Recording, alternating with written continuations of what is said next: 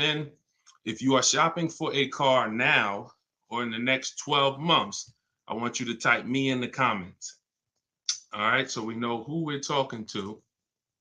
And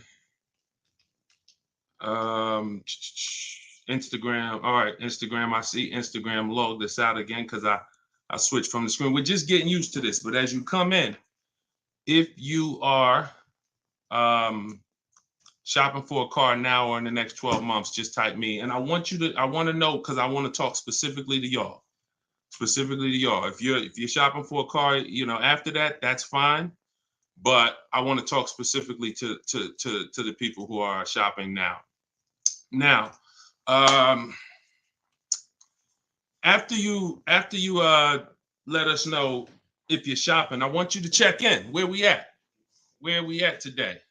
Let me know where you are in the country. I like to do a roll call, check in. Where are we at in the country? Good to see you, Calvin. Good to see you, Catrella. Good to see you, Charlicia. Steeler Nation, St. Louis in the building. I see you. Okay. Hold on. Let me go here. TikTok.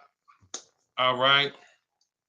Where y'all at? Let's. Okay. I see Dallas, Texas. I see Tampa. Hold on. I'm trying to see every Chicago, Illinois, VA Beach, Utica. I see you. Check in. Where we at today? Where we at this afternoon, evening, morning? Come on in. All right. We got the whole country on here. And we got the whole country on here. All right, I want to welcome y'all to Car Q&A with me, Deshone the Auto Advisor. As you come in, if you could spend a minute or two with us, 5-10 minutes, an hour, you're gonna get a lot of value out of it. We're getting ready to do some rapid fire Q&A, and we're gonna be answering all types of questions about car shopping and what you need to know to make sure you're saving thousands on your next car and every car you get after that. So as you come in, if you're not subscribed, if you're not following, you will benefit from hitting that follow button. You will benefit from hitting the subscribe button, because we're going to be doing this live show pretty regularly to make sure that you guys have access to all the information. So before we get into Q&A, I want to give people time to come in. I also want to finish up the housekeeping. My new digital book, Car Shopping for People That Hate Car Shopping, is now officially released. We are doing a 75% off sale. It's normally $97. It's a digital book. It has links to videos. It has links to my scripts. There's no guesswork in this, y'all. I want to give y'all a process that y'all can use for the rest of your life without having to worry about, I want y'all to be able to guarantee your success. So if you're on Instagram, you can go to the Instagram bio. You won't leave the broadcast. Get your 75% off, because it's only available for a few minutes at 75% off. TikTok bio, and then Facebook and Instagram. Y'all can go to deshonsbook.com, or you can scan the QR code. So let's go. Let's get your questions going. I want y'all to enjoy using that book. Get your 75% off and enjoy not reading it, enjoy using it. All right. So let me see. Let's start bringing in some comments. Where's our first question? Do I have to get financing? Oh, by the way, in a few minutes, y'all, I'm going to be giving y'all a very, very deep look into a game that's going to help you understand leasing versus buying. So in about 5-10 minutes, we'll start that game, and you're going to love it. You'll never be confused on whether leasing or purchasing is going to save you more money after we play this. Do I have to get financing to lease a car? No, you don't. Whenever we lease a car, we are always using the dealer's financing department, their company, the bank that makes the car. And because we can't shop for our own financing, how do we make sure that they're not marking up the interest rate on the lease? Multiple offers. There's no way for you to make sure they're not marking up the interest rate on the lease without multiple offers. That is what reveals the true deals when you're shopping for a lease. So there's no interest rate to shop for, but we must protect against interest rate markups with multiple offers, because some dealers will mark up the interest rate and never tell you. They'll just give you the quote, and they're depending on you not shopping their competition to find out that they marked up the interest rate on the lease. All right. So when you get your offers, it's always with multiple offers. Shout out to the sharers. Shout out to everybody who's sharing the broadcast. If this is your first time on a live with me here, just type 1. Type the number 1 if this is your first time on a live. I'm near the end of a 3-year lease. Is it best to buy the vehicle or lease another? It's very rarely best to buy. Very rarely. Shout out to the first time viewers. Good to see y'all. Very rarely, if ever, good to buy your lease. I'm going to tell y'all why. Because when you buy your lease, you're buying a used car. When you buy your lease, you are buying a used car. That's all that's happening. So, being that you are buying a used car, you need to know if would I normally buy a used car versus leasing. And the only way it makes sense to buy your lease out is if you're keeping the car another 8 years. I'm going to tell you why. You've already had the car for 3 years. You've already had the car for 3 years.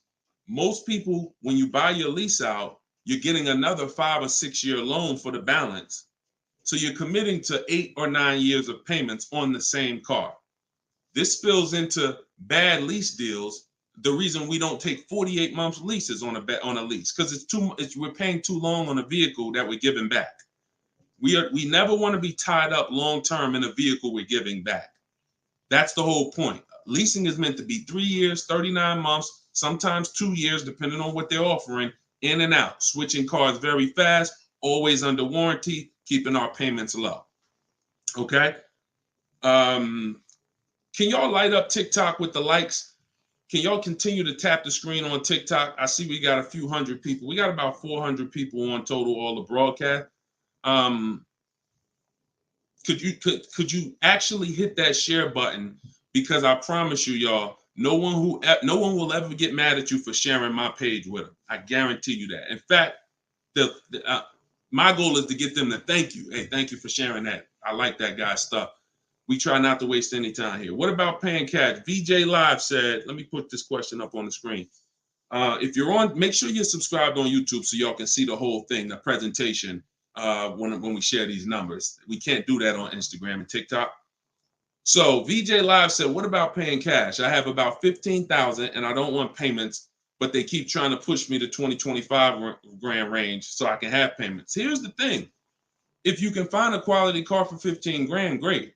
If it's going to force you to buy something that's not, who's heard you always pay cash for a car? If, as you come in, thank you, Godhead. Shout out to the sharers. I see y'all. Who's heard always pay cash for a car? Type me in the comments. If you've heard always pay cash for a car, type me in the comments. I see y'all lighting up. Keep tapping the screen on TikTok. We appreciate it. Y'all lighting up the likes. Y'all can see where we at on the likes in the top left. Who's heard always pay cash? Right? 5150 times heard it. VJ Live said, heard it all my life. Now listen, bunch of Dave Ramsey advice. Now here's the real. Here's what I'm just telling y'all. We got a bunch of people on here, hundreds of you all say, yes, I've heard you pay cash for cars. Now there's two schools of thought here. One is no debt. Now if your philosophy is no debt, I'm not here to convince you to change your philosophy. Here's what I'm here to talk to you about. If your philosophy is I want to do what makes the most financial sense, then we'll have that conversation. Because people who could pay cash for cars and don't, they typically are making money on their money. When I was in the dealership, people would come in, they would ask, what are the interest rates this month? If the interest rates were 0%, something special like 0%, 1%, 2%, 3%, if they knew that they were getting 10, 15, 20% returns on their money, they're not going to put it in a car. They're going to use the bank's money at 1, 2, 3%, and they're going to use their money to keep making 10, 12, 15, 20%. That's the philosophy. So they view that as, I'll pay 3%. They view it more as a business transaction than as a leveraging money to make more money. See, some people will tell y'all people who don't pay cash for cars, they're into debt. But I'm here to tell you that when I sat with very, very savvy people in my career with Mercedes and General Motors, I had tons of people who could easily have wrote a check for the car.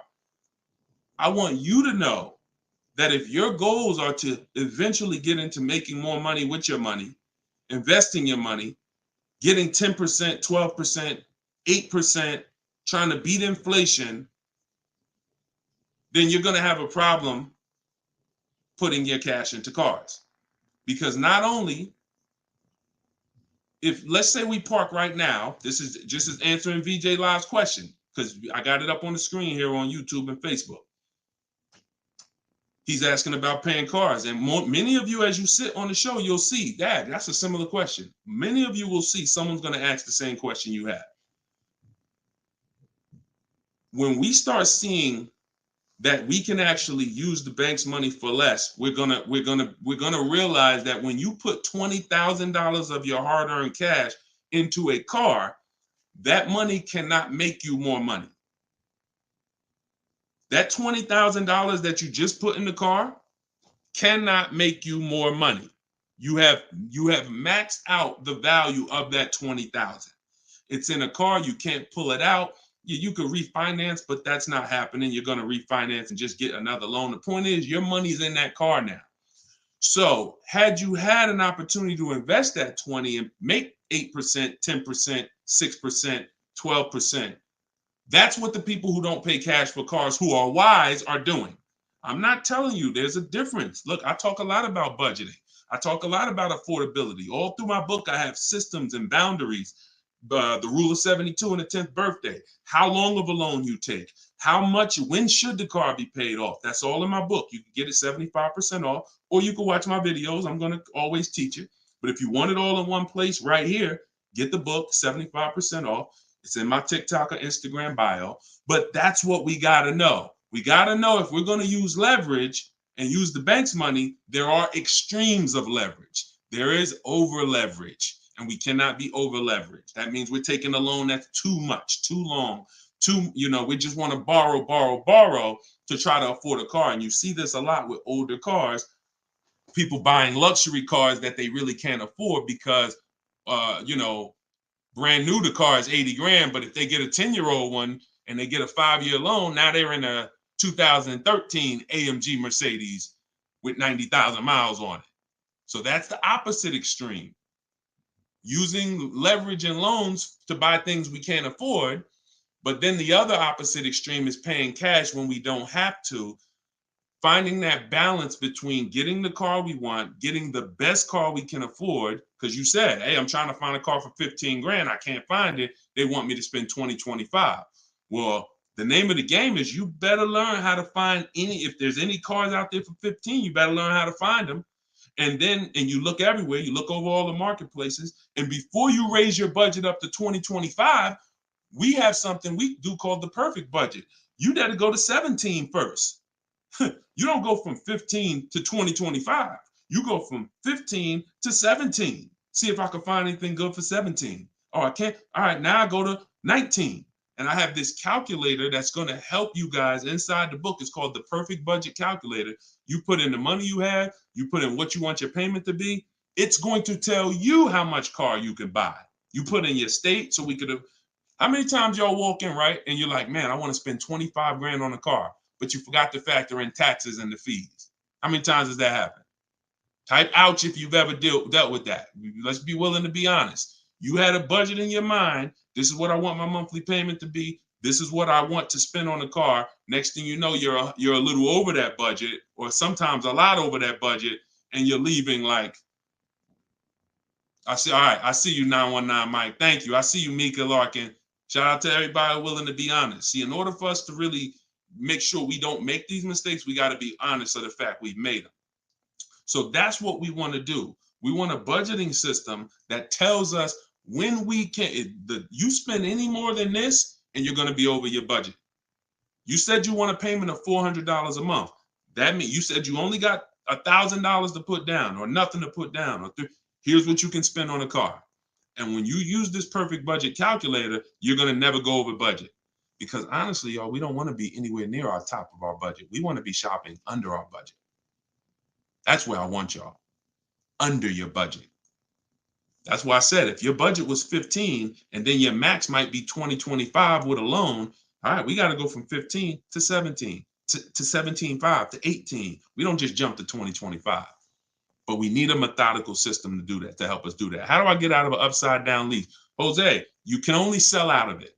That's all you could do. You could sell out of it. If you, no matter what, y'all, who's in a car that they want to replace and they think they're upside down? They may have some negative equity. This is all in the book.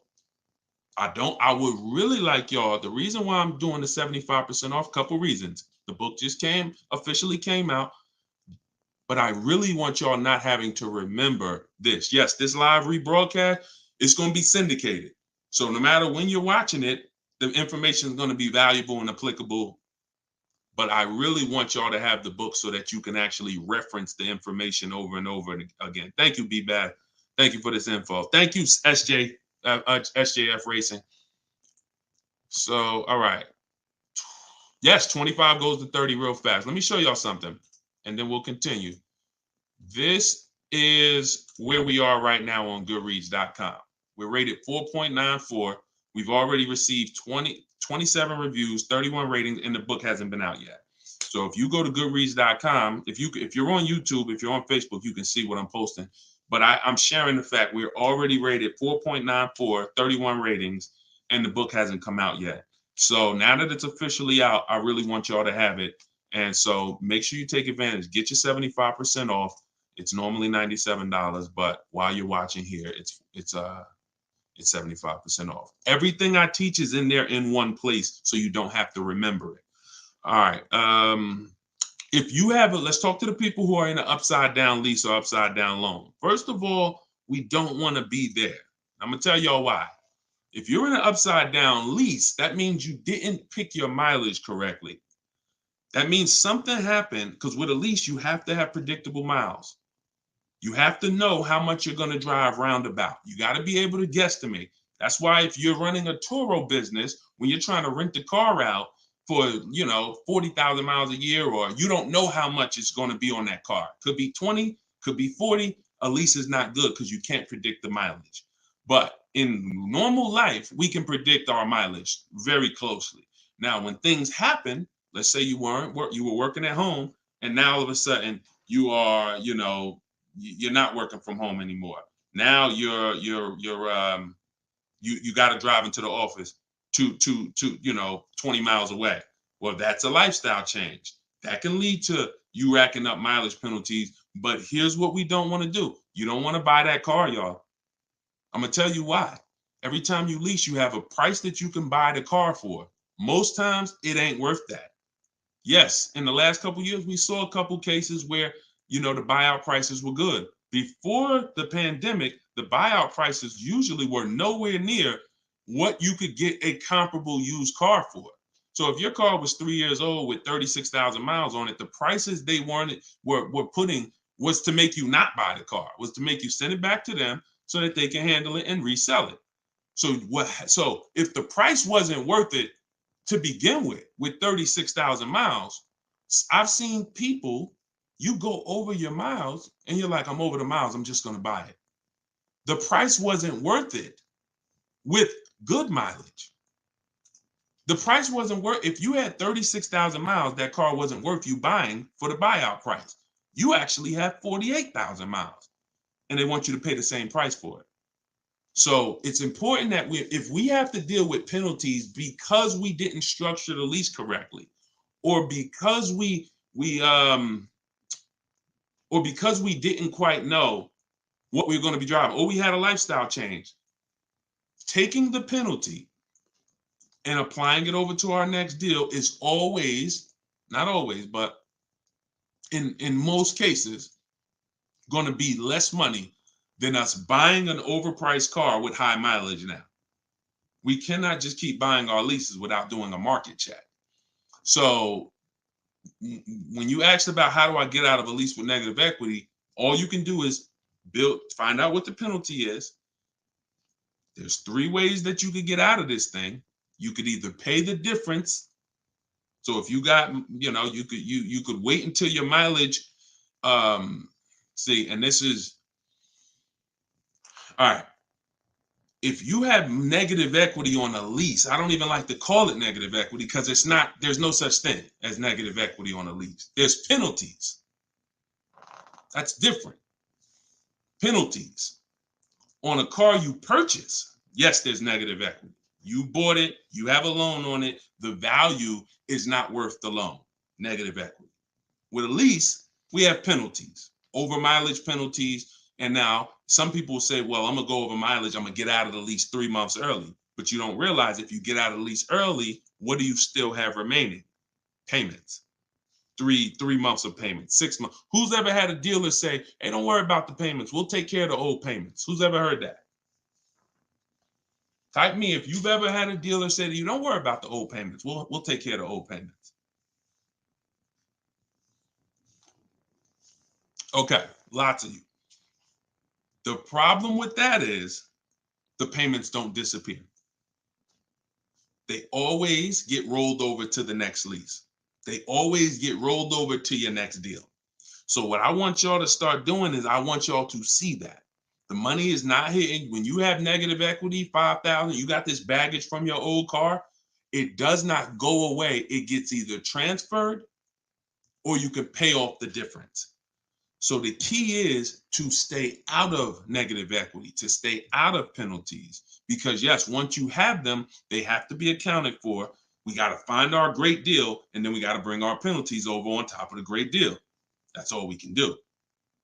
Now, you better try to see what your car is worth selling it, because you said you're over miles.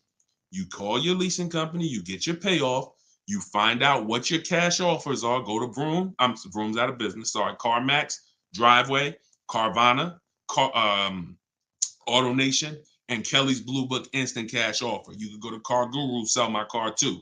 These are all people that give you cash for your car. That's what your car is really worth, what those companies will pay. Whoever's the highest bidder, we take that. See, what I'm teaching y'all, and some of you are going to get it immediately right here, right now.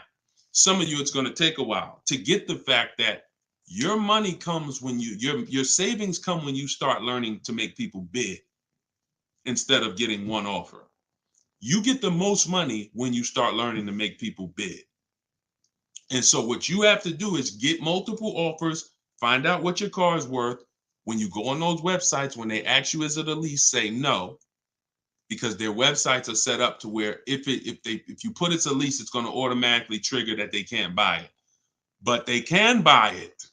We've been doing this, y'all. I got hundreds and hundreds of members in Cars from Home University. We shop all around the country. You must put no when you're getting offers for a lease, because their computer is set up to automatically think that it's a third-party restriction and they can't buy it. But when you call your bank, you're going to ask them, do I have a third-party restriction? If they say no, then that means you can sell to anybody. But again, the way these companies are set up, they saw us making all this money on these cars, and the bank said, no, we got to do these third-party restrictions. And there was so many people going to those websites saying, oh, I'm about to sell my lease. And then they would get there, or they would talk to them and they would say, no, we can't buy it because it's a third-party restriction. So they just made their website default to, we don't buy leases, but we do know if you don't have a third-party restriction, they can buy your lease. And it's very important for you to know that. And if you do have a third-party restriction, it doesn't limit the fact you can sell and make money. It limits who you can sell to. When you have a third-party restriction, they say what they're saying is you can only sell your car to a dealer that makes the same brand. You cannot sell to a third party, Carvana, Driveway. You can't sell to them directly. You can only sell to a dealer. So what does that mean? I see y'all lighting up the likes on TikTok. Can y'all keep tapping the screen? Let's keep those likes going up. I see it. I appreciate it. And thank you to everybody sharing. So when you are, I just got off my point, but I know it was about selling. So multiple offers, y'all. This is all in the book, Car Shopping for People That Hate Car Shopping. Who has their copy? Who got their copy? We'll continue. We got some more time. We're gonna keep doing Q&A, but who got their copy of the book already? Who got their 75% off? I really want y'all using this. The book is affordable for everybody. Everybody. All right, especially at 75. Now it should show, make sure it's not showing the $97 price. That's the normal price. I see you, 5150. Okay. All right, I see you, Jimbo. Okay. Okay, I see you, Diane. I appreciate you. Okay, and I want y'all to use it. Don't read it, use it. That is like literally it's an action guide. That ain't a book you read and then you have a bunch of things you got to remember. I'm walking you through the process step by step. And again, everything I teach is in my videos. So I don't hold back in my videos, but I do want y'all to have access to all the information in one place. If if you don't want to cycle through all my videos to try to find it. All right, is it worth buying a car from Carvana? That's a great question, Danny. It depends on if it's the best deal in the market.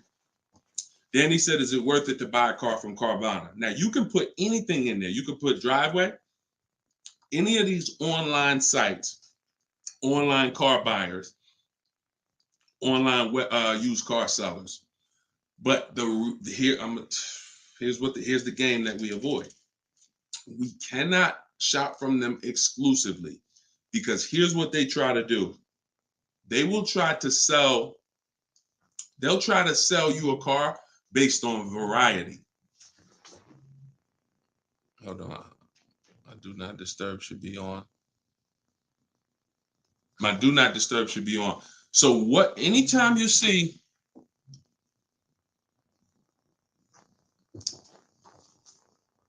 hold on one second. I keep getting a call and I don't know why it always does this. I don't want to lose the people on Instagram. Hold on, Instagram. We got you. All right. We should be back on Instagram now. Okay. So most times, especially when we're selling our cars to these people, you got to realize we sell our cars to Carvana, to Driveway, to all these companies because they pay more than dealers on average. If they're paying more than dealers on average, they're usually not the lowest price. When they're selling the cars, they're usually one of the highest. You can't pay people more than dealers and then turn around and sell for less than dealers. That could be part of the reason why Vroom went out of business. But whenever we shop for a pre-owned car, Carvana is always on the list. Whenever we shop for a pre-owned car, CarMax is always on the list. Driveway is always on the list. Why? Because we shop everywhere there's a used car. You may have been trained to shop local with used cars or to shop I only go to Car Gurus. Then you're missing the stuff that's on cars.com. You're missing the stuff that's on carfax.com. You're missing the stuff that's on Driveway. You're missing the stuff that's on CarMax. So we got it just the same way. If we were buying a baby stroller, we're going to go to Walmart, right? .com. We're going to go to Amazon, right? We're going everywhere, right? That's the same way we got to be when we're shopping for used cars. Carvana is just one marketplace. And unfortunately, there are people who shop from them exclusively because they're like, oh, I just love Carvana. I don't have to go into the dealer. And they don't realize that, one, what I teach you won't be in a dealer more than 30 minutes. And also, if I'm not checking their prices, I'm going to overpay. And I'll literally have I didn't have to go to a dealer, but I got a car in my driveway that I could have got for $5,000 less if I just shopped around the right way. I did just mention Auto Trader. Auto Trader's on our list, Alex. Auto Trader is one of our marketplaces. It's one of the marketplaces we shop on. It's just like a Walmart. It's just like a Amazon.com. Auto Trader is a big one. We definitely don't skip any used car marketplace. Now, we don't use Auto Tempest because Auto Tempest pulls and aggregates some data from other people's websites. They're not their own marketplace, so they can't get all the data. So that's why I don't use them. We just go direct to the marketplaces themselves because no company has the rights to market everyone's product. And so as long as no company has the right to market everyone's products, the only way we're going to see all the product is by being on all the marketplaces. But I'll show you how to do this quick. This shouldn't take you more. Look, y'all, this is going to sound crazy, but it shouldn't take you more than 60 minutes, 90 minutes to get your best deal on a car. No, 90 tops. Tops. Not only do I want y'all saving thousands, I want y'all to save time. Deciding what you want, shopping, test driving, that takes time. That's fun. Getting the deal, that should not take you more than 60 to 90 minutes when you learn how to get bids. Okay. And the more you stick around, the more you use what I teach, you're going to make deals and save more money in like less time. I don't want to spend more than 60, 90 minutes getting my car deal, and I don't. All right. Ivan said, planning to get a new car ASAP. What are the steps to prepare that you would suggest? Well, first thing is to know whether you're buying or leasing. Let's go into this game.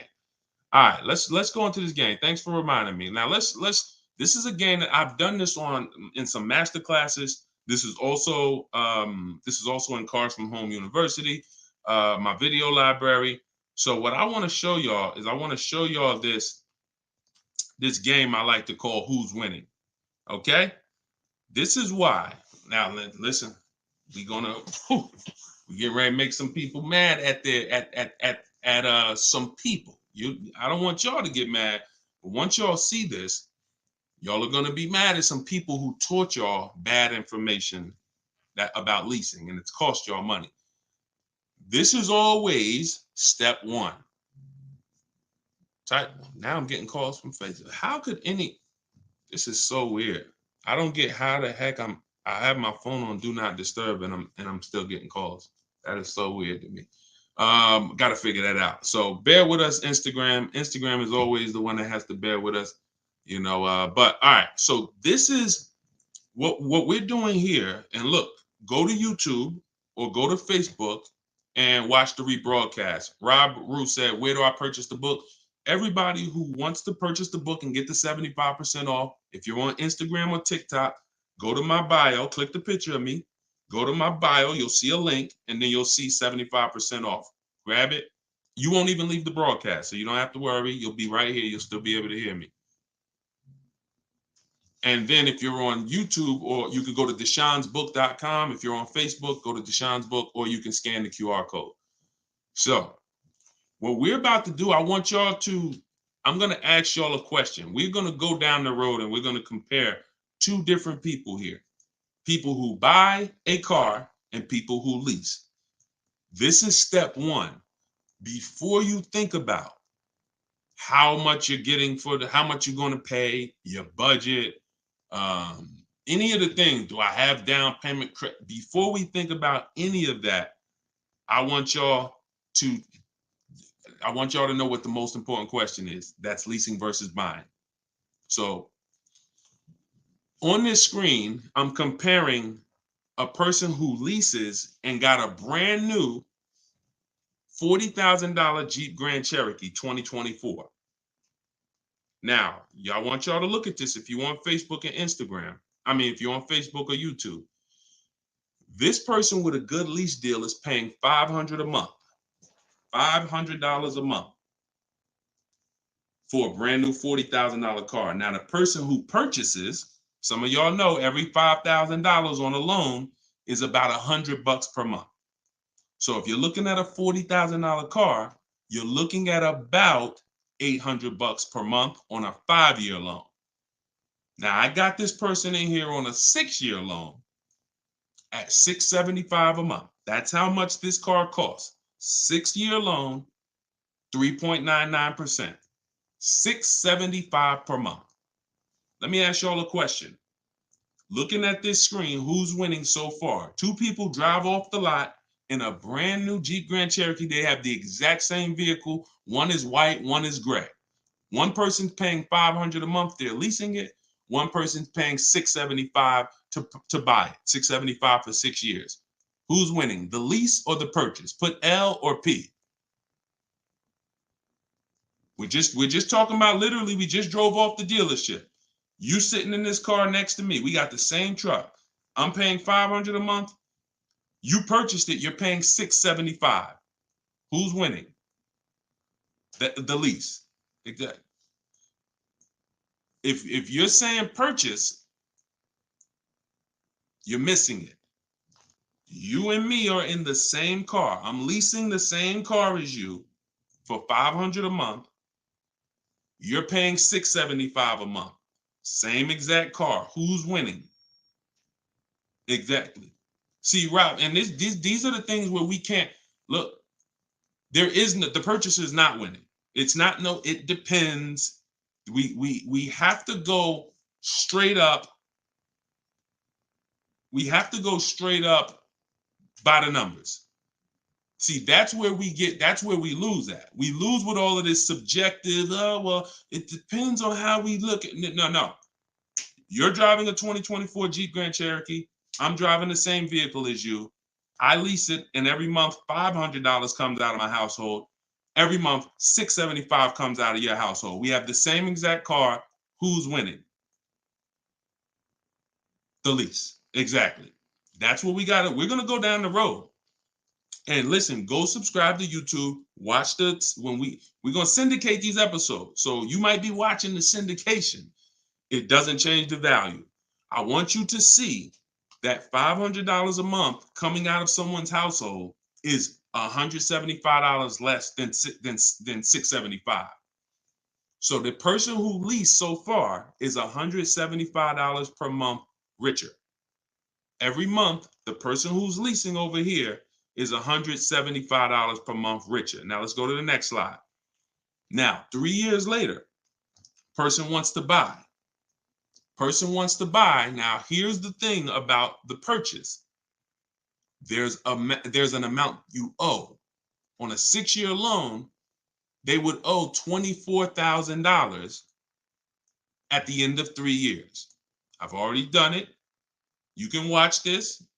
That's how much the balance on their loan would be. It would be $23,400. So that's the amount they need to break even on the car. Now, mind you, they've already spent $175 per month more than the person who leased. So they're $6,300 poorer. You can see they're $6,300 poorer. See, I want y'all to see that everything that you're doing when you're not leasing is trying to catch up to the person who got a great lease deal. Everything from the moment you purchase, you're putting so much money out into the car compared to the people who get great lease deals that now your only goal is to catch up to them. This is why this is step one right here. Go to YouTube, watch it on YouTube so you can get the whole view. So 675, 500. Now, this vehicle, y'all, is 40,000 brand new. What is a 3-year-old vehicle worth? If it was 40,000 brand new, what is it worth after 3 years? 40,000 is a fair estimate 24,000. I tried to look at what I believe a fair estimate is for a 3-year-old vehicle resale value. If we purchase a vehicle for 40,000 in 3 years, when we go to trade it, 36,000 miles, is it fair that vehicle, a fair estimate is about $24,000? You're not getting 28. Let's be honest here. We're not buying a vehicle for 40, coming back and get 28 3 years later. So here's the problem. When we get 20, you're not getting 28. And don't let the last 2-3 years of having high resale values confuse y'all. Don't do that. You will destroy yourself. You don't want to. There is no class, Solomon. There is no class. This is the class. Just tune in and lock in. Like, this is serious financial education that is going to be simple if you just focus on it. If you buy a vehicle for 40, the average that you're going to see that vehicle when you go trade it in is you get about 24 on. That is going to be a good cash resale value. And that's what happens to most people. And as you can see, they still owe, if your vehicle's only worth 23,400. I mean, if your vehicle's only worth 24, but you owe 23,400, you're breaking even. This is nothing. Like, I've already spent so much more than the person leasing. And now when I go to trade my car in, I'm not even able to get enough money to catch up to them. I'm not able to I'm $6,300 behind the person who leased when you purchase, and I'd have to get all that money back to make it worth it to have bought. That's why, y'all, when you buy your cars and trade in, you notice how much you always worry about how much you're going to get for the car. Y'all notice that if you're a person and you buy your cars and you keep them 2, 3, 4, 5, 6 years, you notice how you're always worried about, man, that's all you're giving me for my car? That's all you're giving me? Nah, you got to give me more than that. You know who doesn't worry about that? Keepers. Anybody in here who buys a car, keeps it till the wheels fall off, you never worry about what the car is worth, right? Because you're using all that value. That's what we do when we purchase. But here with a lease, you're always behind. If you purchase a brand new car compared to a person who leases, you're always behind. You can't catch up with them. You're paying too much money. So this is an intro. We didn't even talk about the fact, what if the person has an accident? And I really like wish that y'all could see this on YouTube. And can y'all see the screen on Instagram? I don't know. Are y'all able to see the slides on Instagram? I don't know what view y'all have on Instagram, but we're not talking about if the person has an accident. If the person has an accident in the car that they own, you lose two grand of your value. So the buyer is always behind. Now we can go down the road. When we go down the road, you'll see that eventually the person starts catching up, but it's only after 8 years. You can't catch up to somebody who's paying $175 a month less than you to drive the same car as you. That money just keeps adding up. And we were taught that we're supposed to purchase, but only if you're long term.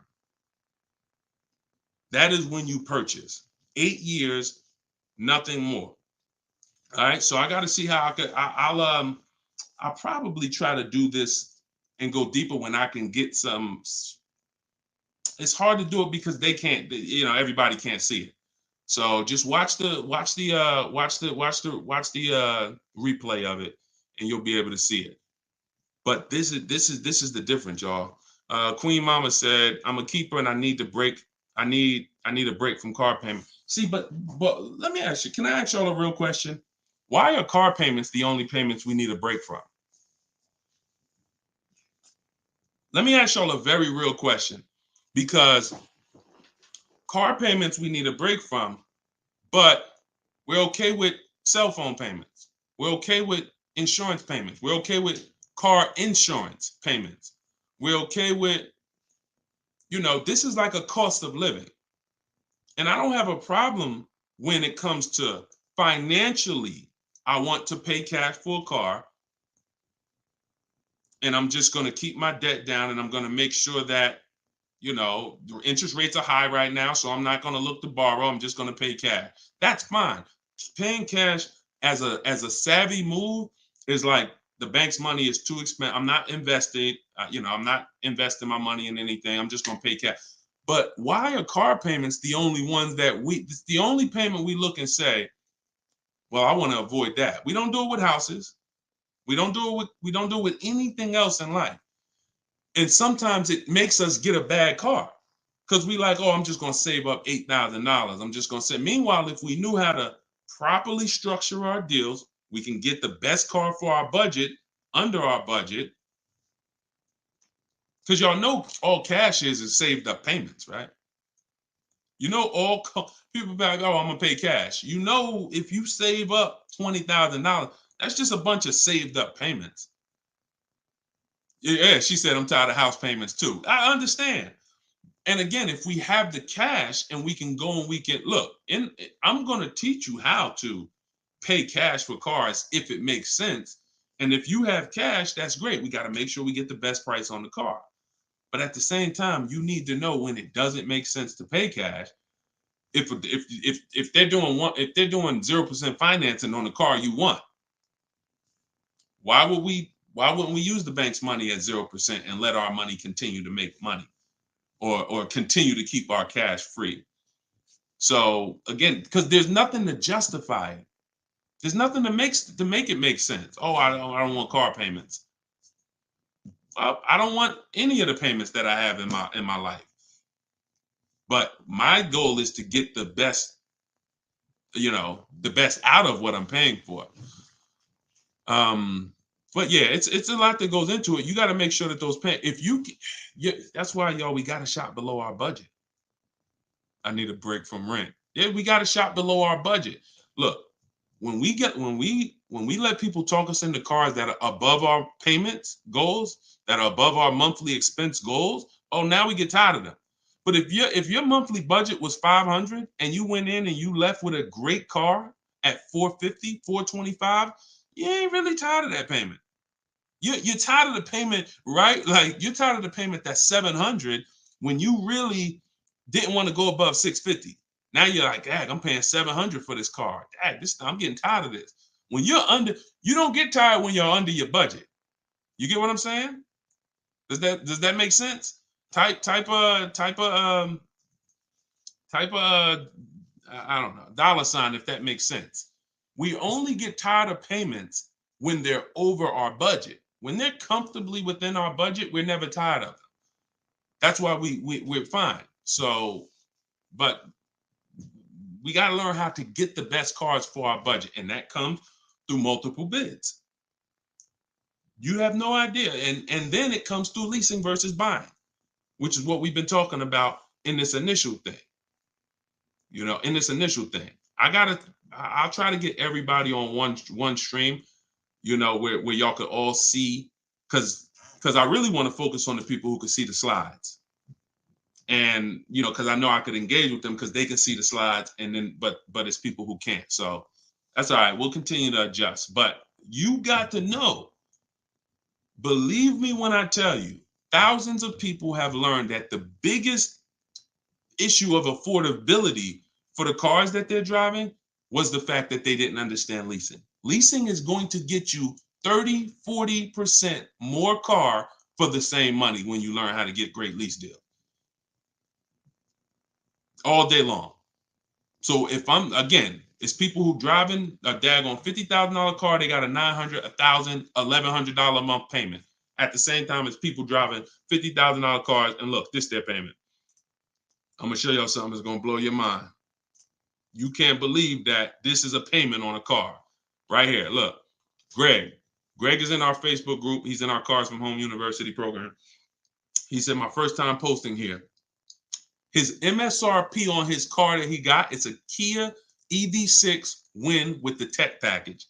$56,275 car, y'all. $56,000. That vehicle, if he went in there and said, I want to purchase that, man, I'm not leasing nothing. How much is it? That vehicle is $1,100 a month on its best day.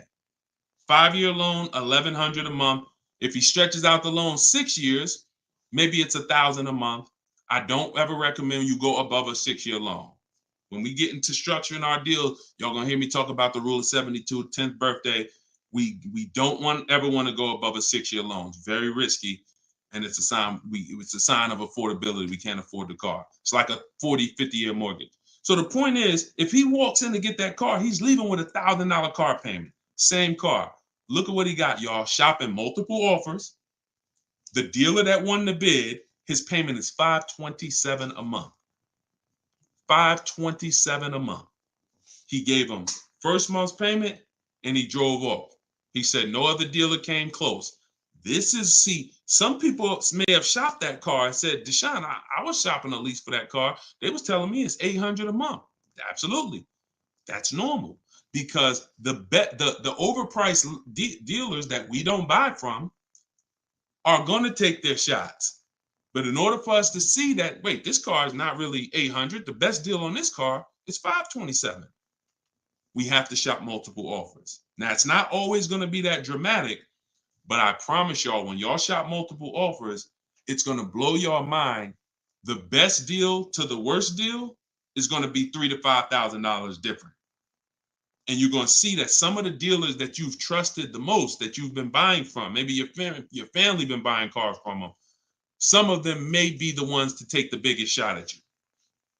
So you have to shop multiple offers. But y'all see how there's no comparison to that deal Greg just got? $527 a month. Another person is driving the exact same vehicle paying $900.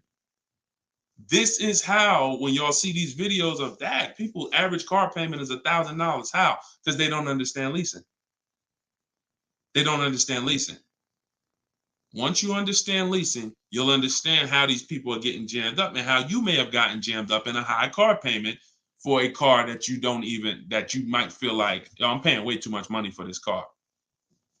And then the opposite side is, if we are purchasing, we have to make sure we are getting the best price for the car and we are getting the best interest rate we can get. Does he lease to buy? No, we don't do lease to buys. We don't mix the two. Leasing is its own benefit. That's a great question.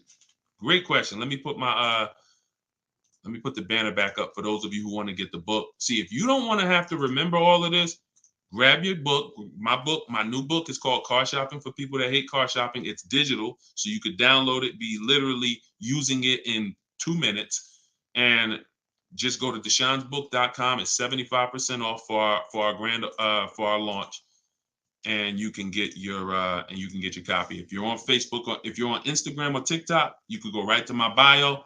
Click the link in my bio, get your copy while it's 75% off. Price goes back up to $97, I think, after 30 minutes. All right, so your payment is over $1,100 now, and look, that means your loan is probably somewhere around 60 grand or more. Depends on how much it depends on what your term was. So if your payment was $1,100 a month, on a 5-year term, that's a $60,000 loan. That's about a $5,500 loan on a 5-year term. So you want to look at other ways to acquire that car. Is there a way that I could have been in this car for less money? Now, watch this, Gigaware, because he's being honest. My payments is $1,100. If you are buying that car and your intention is to keep it, and that means your intention is to keep it for 8+ years, you're going to pay off that car, and then you're going to just, start to catch once you don't have a car payment, you can start to catch up to the person who leased, because the person who leases is always going to have a payment. That's the downside about leasing. There is no opportunity for you to pay off the car, and you don't want to.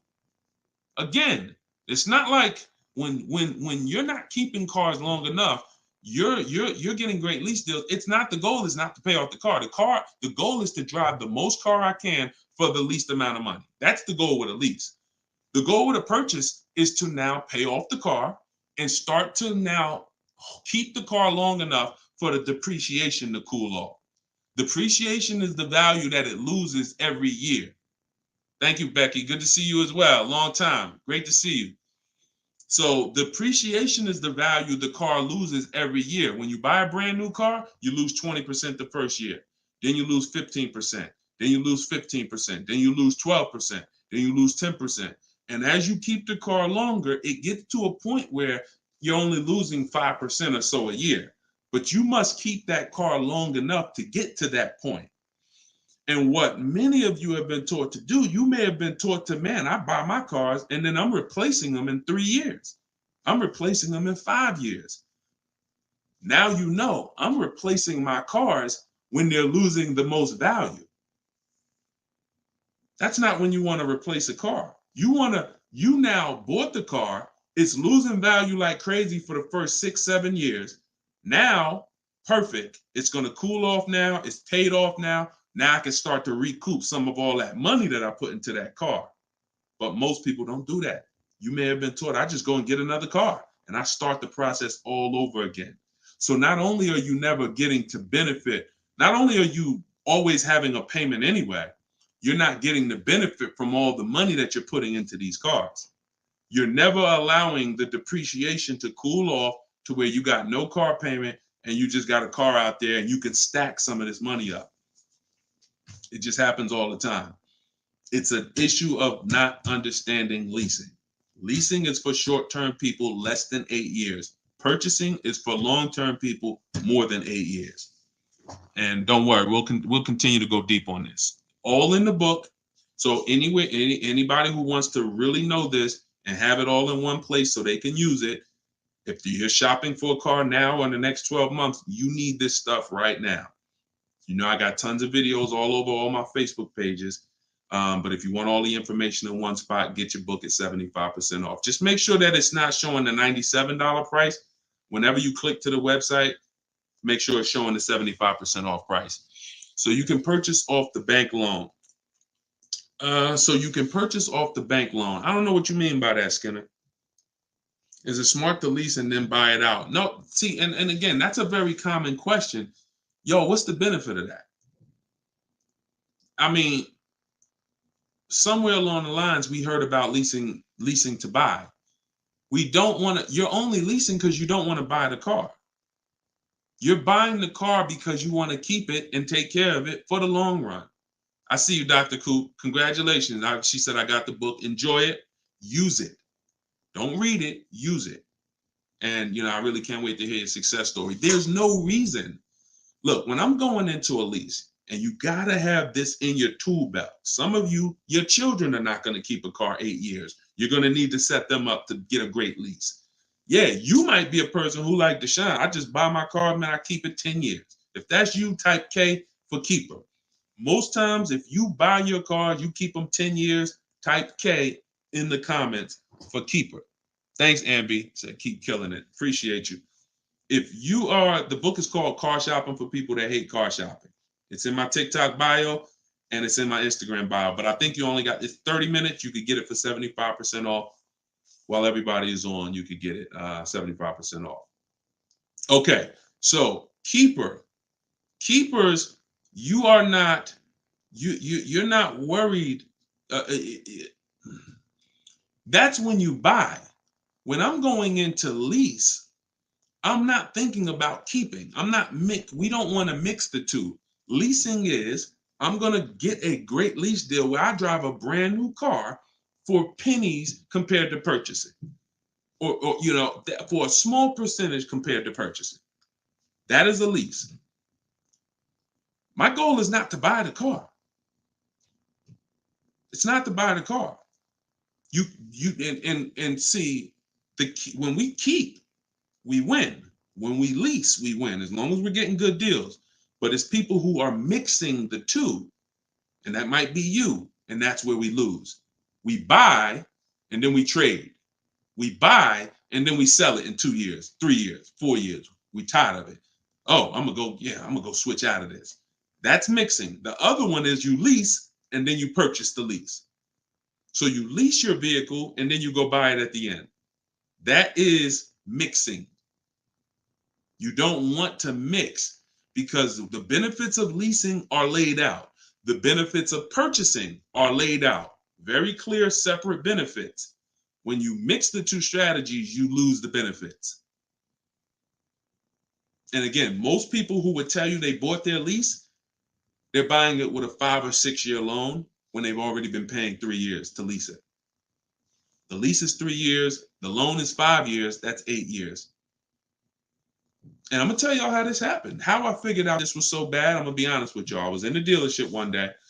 Somebody comes in. They're like, hey, I want to replace my car. So I go out and I look at the car. I ask them what they owe. No, I don't think I asked them what they owe.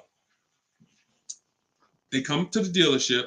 They say, yeah, I got a car out there. I want to trade it in for a new car. And I'm like, okay, that's pretty normal. Let's take a look. Here's what happens. I say, what year is it? And they'll say, well, it's a 2018. I'm just using like a real example. Like they say, oh, it's a 2018. Now I'll ask them, how long have you had it? And they'll say, well, I bought it brand new. So I've had it 5 years, 6 years. Now, follow me, y'all. Everybody on here, I want your opinion on this. Person comes up and says they've had a car for 6 years. They've bought it brand new. They've been paying on that car for 6 years. Don't you think that car should be paid off by now or almost paid off? Yes or yes. Type Y if you understand. Person bought it 6 years ago. You go out and I'm like, okay, mister, how long have you had it? They're like, I've had it for 6 years. So I'm like, okay, perfect. Everybody's saying yes. So this is what I'm thinking. This is how I found out buying your lease was a bad idea for most people, if not all. So I go and I say, okay, great. I see you're here trading. Now, in my mind, I'm already trained to talk to him about leasing because, thank you, Brent. I know you're here trading this car in 6 years. I want to show you what leasing looks like, and you're going to love that a lot better. You're not going to need this down payment. I'm going to be able to give you a check back for this equity in this car you got here. It's going to be all good. And I've helped some people do that. They come in and I show them the lease, and I'm like, you know, you keep just trading your cars, but if you lease, here's what, boom, that you could do. And then I'll give you this, you know, you get a big check back for your balance of your old car, all of that. So this is when it works, it's beautiful. But when it doesn't work, this is what it looks like. I'm like, I run and I'm like, okay, your car is worth about $15,000. Instagram just logged me out. Instagram just logged me out of nowhere. I don't know what happened. Let's see if I could go back. All right. So now when it doesn't work, so I go out and I found, you know, the used car manager may tell me this car is worth $15,000, and I'm like, okay, perfect. It's probably paid off. Great. He's gonna get like a check back for like almost all that, and then he's gonna have a low payment. He's gonna love it. So I find out when I call the bank, I say, how much you owe? He says, well, I don't really know. I call the bank. I'm like, okay, I'm calling for Mr. Jones' payoff on his, you know, such and such car. And the bank says, okay, yes, the payoff is $15,000. I'm like, wait, 15,000? How could he still owe 15,000? This doesn't make sense. I look at him and I said, the bank is saying you still owe 15,000 on the car. And I'm like, he's like, yeah, okay, yeah, I didn't know how much I had owed. I said, wait a minute. Didn't you tell me that you had this car since it was new? Yeah, and you told me you had it for 6 years? Yeah. How do you still owe? And he said, oh, I leased it first, though. What I did was I leased it for 3 years, and then I had bought it at the end. And I'm like, there we go. That's the problem. You leased it for 3 years. Most people, when they're buying their lease, they're going to put a 6-year loan on it, which means 6 years later, from the day you bought it, from the day you originally leased it, 6 years later, you've been making payments, and you still have 2 more years of payments left. That's actually, I'm wrong. That's 9. 3 years of payments left. Happens all the time. So I literally, y'all, smart people on here, you'd never take a 9-year loan, right? Type never.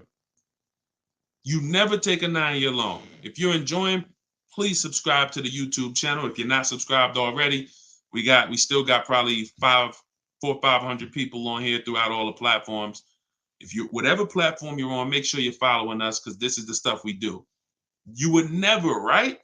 You would never take a 9-year loan. But the same adamant, we're adamant we'd never take a 9-year loan. We got to see every single time. Thank you so much. I appreciate the gifts on TikTok and all the platforms. We got to take every time we hear about buying our lease out, unless we're going to pay cash for it, which is another discussion. But most people are not. They're going to take a 5 or 6 year loan out. So as soon as you hear lease to buy, as soon as you think lease to buy, I want you to think 8 or 9 years of payments on the same car. That's why it's a bad idea. That's why it's a horrible idea. Okay? Now, if you are comparing, we had somebody in our group yesterday who was asking about buying his lease out because he's going to give the car to his parents and because they're going to keep it long term.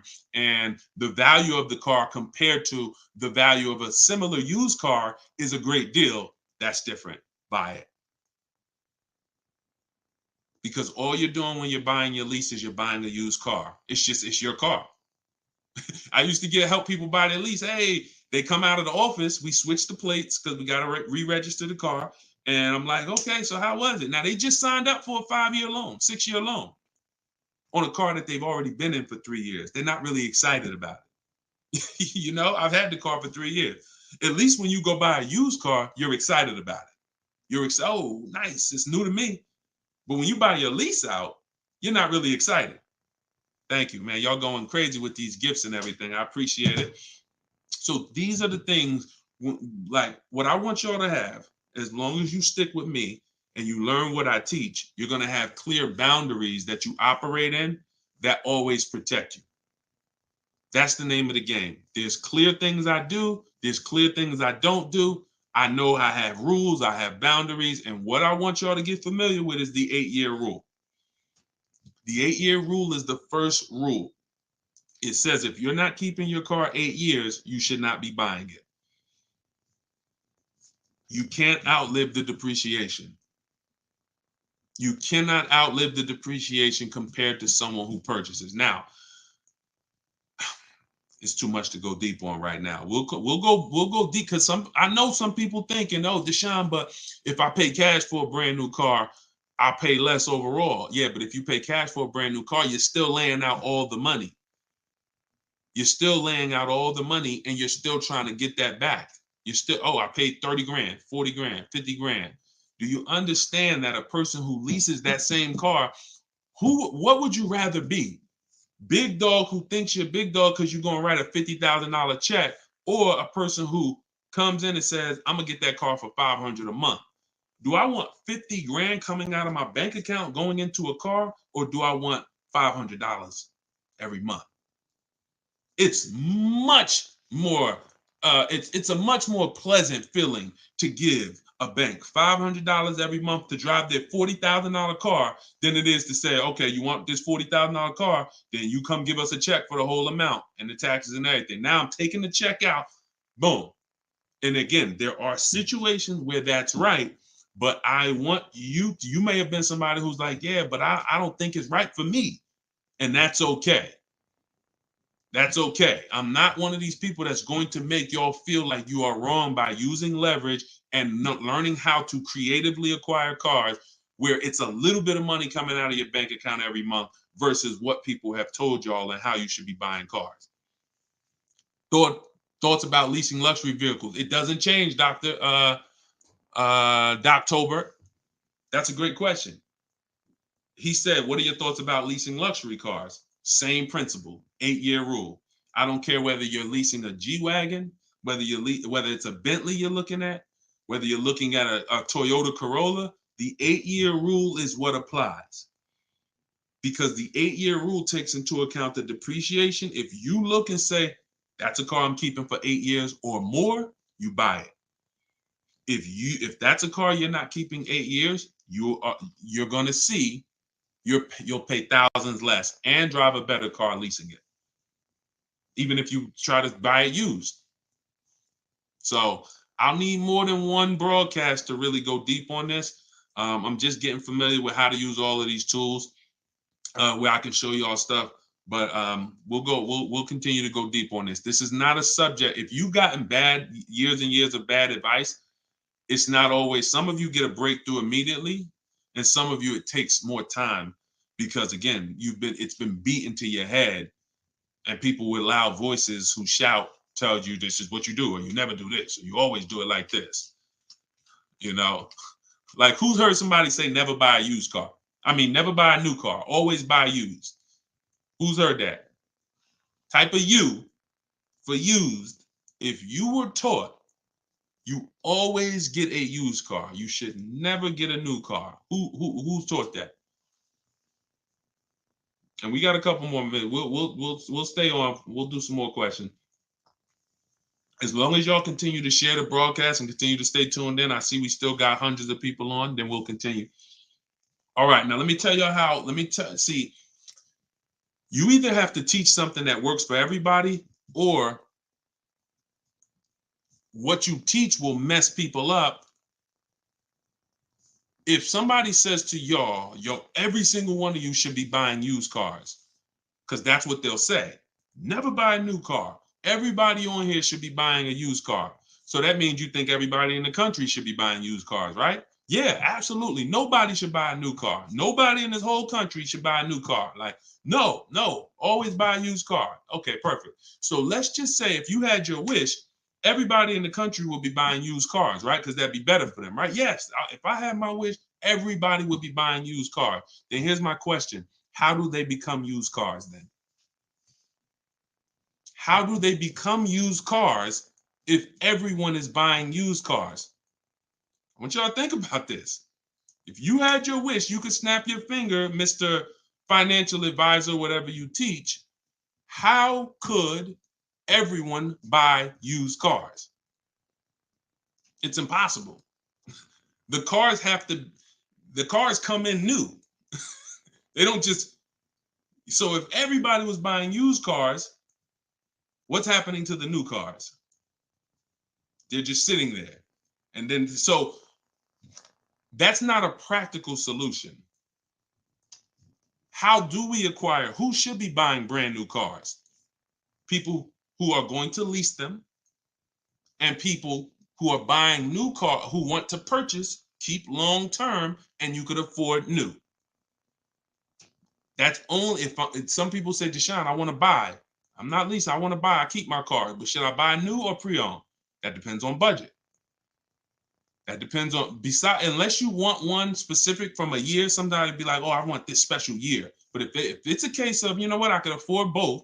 Should I buy new? Should I buy pre-owned? That's a matter of budget and preference. If I could afford a new one and I can keep it long enough to outlive the depreciation, then I'll buy new.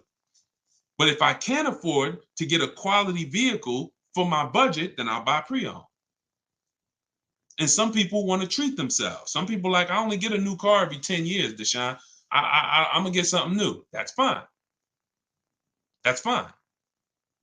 As long as it's long term, because time heals all wounds. We killing the likes on TikTok too. I appreciate everybody tapping the screen. Y'all still running the likes up. Appreciate it.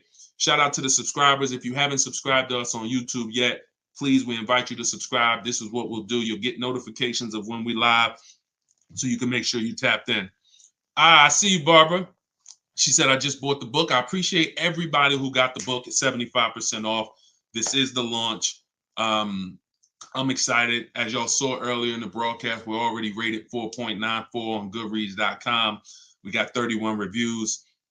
That book, Car Shopping for People That Hate Car Shopping, has been really changing people's lives and the way they shop. It's a tool. It's not something you read. It's something you use. So get your copy at deshonesbook.com, 75% off, or you can scan the QR code, or if you're on Instagram or TikTok, just go to my bio. And as long as you're seeing this, you still should be able to get it at the 75% off price.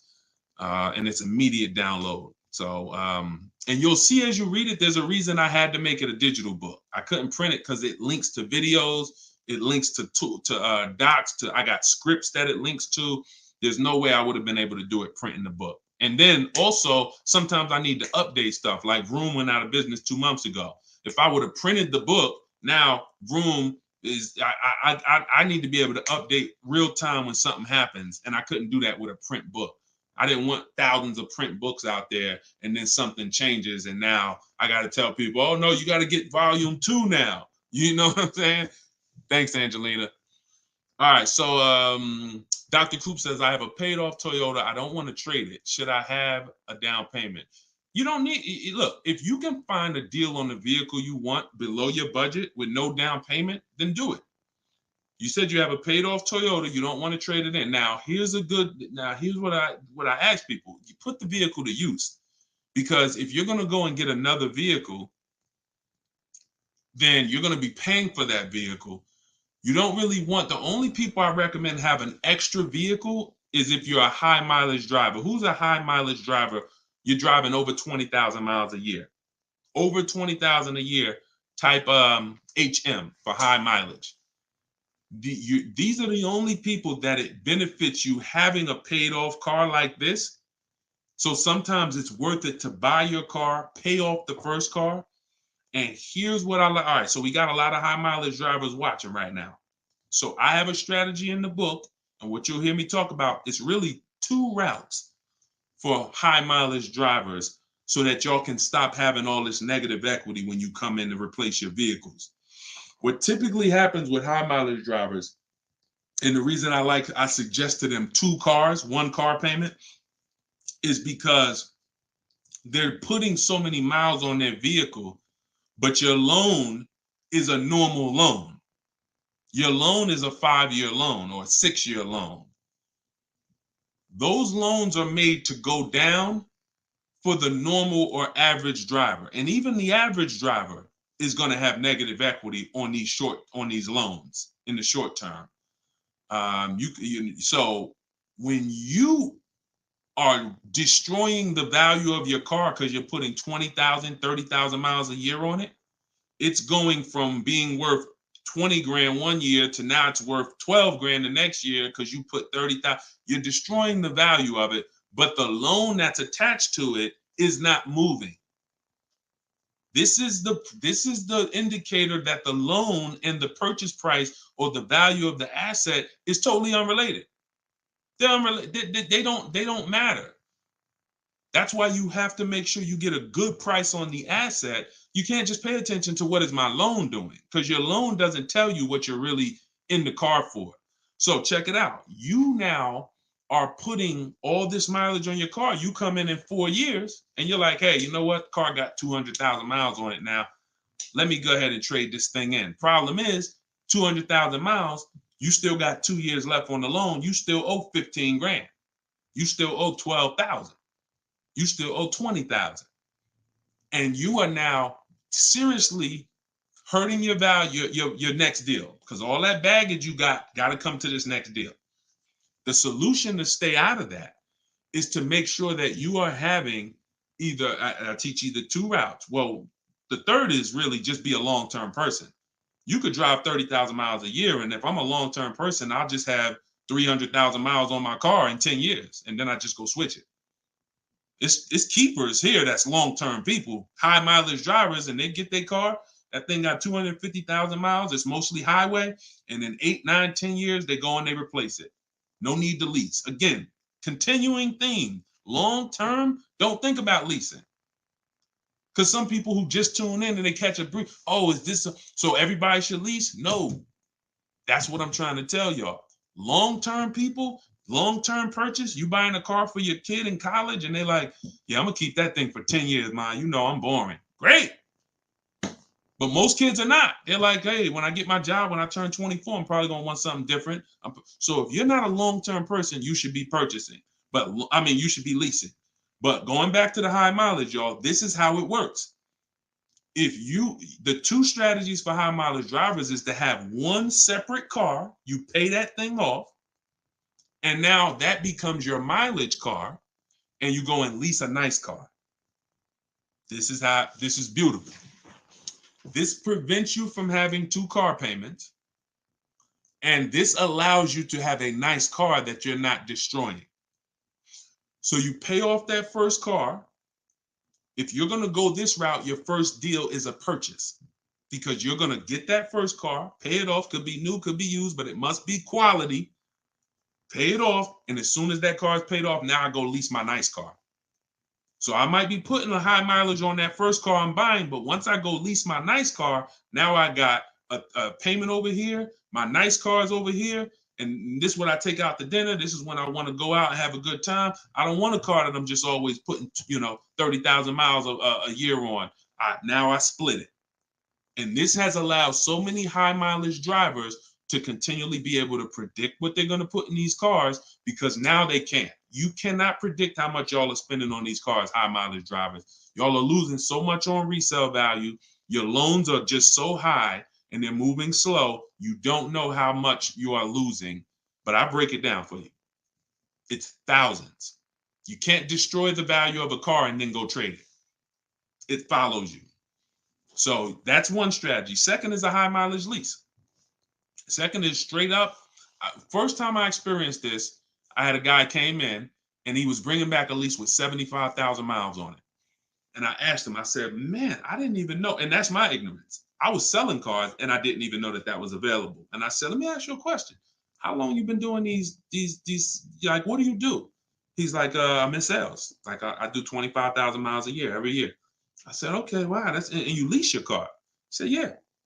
Because I already know what a good lease deal is. I just didn't really take into account back then. This is probably 2015. I didn't take into account a high mileage good lease deal. And when he told me what his payment was, and he said, yeah, I come back 75,000 miles, I drop that thing off, I pay my payment every month.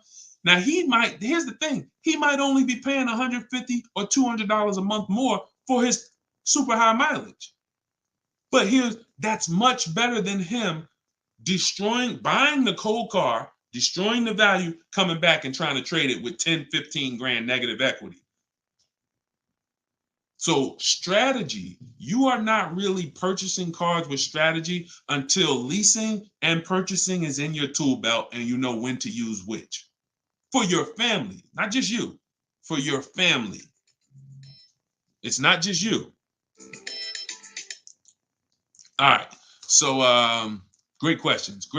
So this is the type of stuff that's in the book. Everything's in the book. Whether you see me live, whether you see me on social media making videos, you're going to get all the information. You don't have to worry about, oh, Deshone is holding back info. It's not. Now, access to me, yes, I have access. I have a Cars from Home University where I coach people personally and we work together. That's access.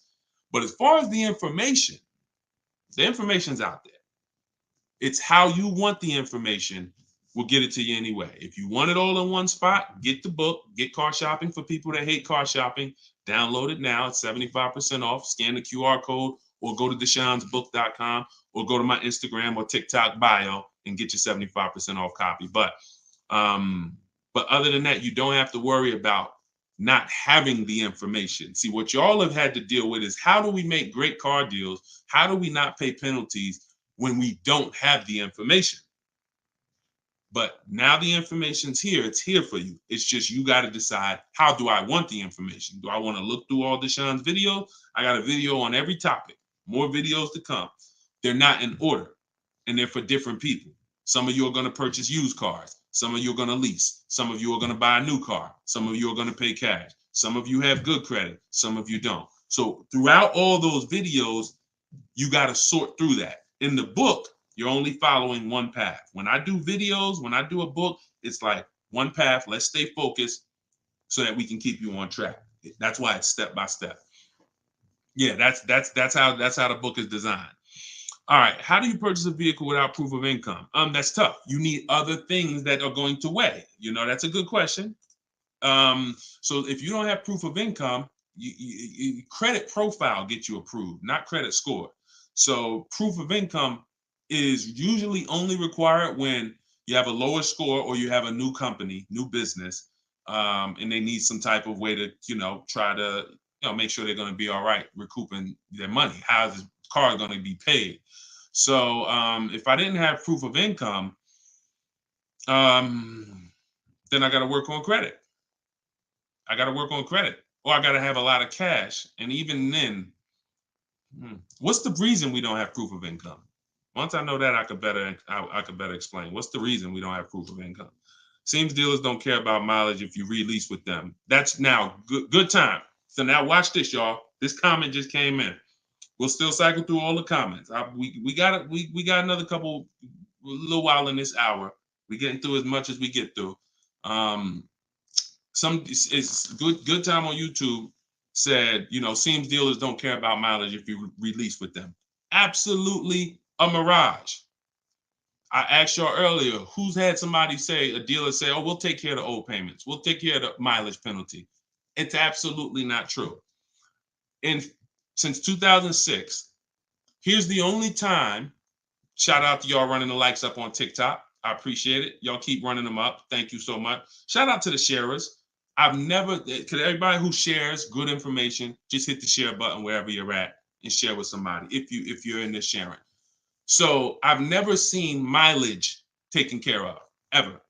No program, no bank, no leasing company, and we've done thousands of transactions. I've never seen a leasing company say, we'll forgive mileage. Never. So that does not happen. Mileage penalties let's say we calculate a $2,000 mileage penalty, that gets rolled over to your next lease deal, and we're working that lease deal with that $2,000 accounted for. So whatever the deal is we're working you, now, perfect, here's what it is. Make sure that $2,000 penalty is in there. You pay for that. Now, in some cases, very rare, There's loyalty programs where they waive some payments. Mercedes used to have this. It's since gone away, and they didn't have it on every vehicle. They didn't run it every month, where if you lease another Mercedes, we'll cover 3 of your old payments. So you could get out 3 months early, no penalty, but it had to be waived. Since I got into the business, I've heard dozens of people sitting around me say, we are going to be waiving those, we're going to be taking care of those payments. Mm-mm. Are you waiving the payments? Oh, what do you mean by that? Are you waiving the payments? See that, and we when you ask them that question, I don't want you to even go in looking to get out early. I'd rather you know what your deal is, so you can shop from home the way I teach, where no one has to reveal that information to you. No one is. If you got the right strategy, you're never putting yourself in a position where someone can lie to you without you knowing it. So if you go in the old way and you go into one dealer and say, hey, I'm looking to get my, new lease and I got like penalties, and they'll say, okay, we'll take care of it. That's putting yourself in position to be lied to. Oh, we took care of that. We built in the payment. Yeah, all the payments are taken care of. This is your new payment. Mm-mm. When we shop, when we take control of our deal, that's not something someone's telling us. That's something we already know. Because when we're over on mileage, we always want to see how much can we sell the car for. I was over mileage on my Jeep, sold it, still made money. Still made money. There's plenty of people who go over on their mileage and can still sell their lease and make a lot of money. Even if they break even, they avoid the penalty. So first is always to do our equity assessment and see how much we can sell the car for. And if we can sell it, we avoid the penalty. And then we're choosing payments. Do we get out early? Do we make the payment? You see, when getting out of your lease early, unless you sell the vehicle, y'all, you can't get out of your lease early. You're breaking a contract. So I don't want y'all I don't want y'all using language or comfortable with language that cost you money, because you've heard people say this for years. Oh, I'm just going to get out of this. No, you're going to get out of it and you're going to pay penalties for that. So because they've taught us, or you've been taught, oh, you can get out, no problem. You call the dealership, hey, you know what, y'all? I bought so many cars from y'all. I know I'm supposed to keep this lease for how many years? It's supposed to be 3 years, Mrs. Johnson. Okay, yeah, but I think I'm ready for something new already. All right, well, when can you come in, Miss Johnson? See, they're never going to say, just so you know, Miss Johnson, if you break the lease, the penalty is going to be, pretty significant, because you contracted for 3 years and now you're getting out. So we're gonna have to roll over probably about $3,000 or $4,000 or $5,000 to your new lease. So no, they'll just come in, get you in, and all right, here's your new payment, Miss Johnson. You don't realize that I'm paying $100 more for this car than I could have been paying if I just waited. But because you've been taught to be a payment shopper, it doesn't matter to you. But somebody who's financially savvy, who's like, man, I don't want that extra $100 coming out of my house for the same vehicle. You're not going to do this. So we cannot ever believe what dealers say about penalties, about, oh, we'll take care of that. We find out, can we sell our car to avoid the penalty? Or if I can't, I either got to pay the payments and get out earlier, or I'm going to stay in it and just take the mileage penalty. That's not a bad idea most times, y'all. Sometimes people will call and say, yo, I'm going over mileage. And I say, okay, well, based on how you're going over, you'll only be over by like 2,000 miles. That's only $500. Oh, I thought it was going to be more than that. Nah, you're going to be over by 2,000 miles. Just, wait till the end. And then we'll, when you get your new car, build that 500 into the deal, and that's it. Or just pay the $500. Because very rarely are people, oh, I was supposed to drive 36,000 and I'm doing 100. That's just, wait, something went wrong here. What the heck happened? I can see you were supposed to do 36 and you did 40. You're supposed to do 36,000 miles. You did even 45. Maybe you got a different job. But I mean, how we have to structure our leases right so that if you know you're a high mileage driver and you take a 10,000 mile a year lease, shame on you. Like, we can't do that. We can't do that. Some people, oh, I'll just buy it at the end. You're killing yourself. You're killing yourself. The residual value, you're going to put a ridiculous amount of money on those, or a ridiculous amount of mileage on that car, and you're going to buy it in 3 years with 90,000 miles on it for the same buyout price that was estimated from your 10,000 mile a year lease. They estimated this buyout price is for a person who brings the car back with 30,000 miles on it. Here's the price. And then you bring it back with 90 and you pay the same price. Oh, I'm just going to buy it because I went over on the miles. No, killing yourself. You're realizing the loss. So again, this is why we want to be in your life. This is why I'm doing my best to be in your life so that you can avoid these things. Anybody who really wants to have somebody, like we're set up. We've been doing this for 3 years as far as a company, providing education. So, I mean, whether it's hundreds, thousands, dozens, we're set up to make sure that everybody who wants to protect themselves and get the best deals are able to do it. Paula, got my book. Phenomenal. Use it. Everybody that got the book, thank you. I appreciate you, brother. Thank you so much, Lord. I appreciate you. We're going to be doing these lives regularly. I think, this is the best format. I like to come and interact and really answer questions and really show y'all, why I want you to start treating cars, buying cars and leasing cars, getting cars like buying small houses. Most people treat getting cars like going to Walmart and getting a TV, big screen. You come back home and you're like, man, it's like you get an itch, but you get an itch for a $30,000 decision or a $10,000 decision. When you start planning out your car purchases the way I'm going to show you, and you go in with a system and a strategy, the way that's taught in my book is 7 steps. First step is deciding whether you lease or buy. 7th step is delivery. So by the time you get to step 7 in my book, by the time you get to step 7 of what I teach, you should be picking up your car or it should be being delivered to you. So it's not about learning and reading and then, okay, Deshone, I just read everything. I just learned everything. I just watched all the videos. Now I'm ready to go get my car. No, we're going to you learn by doing.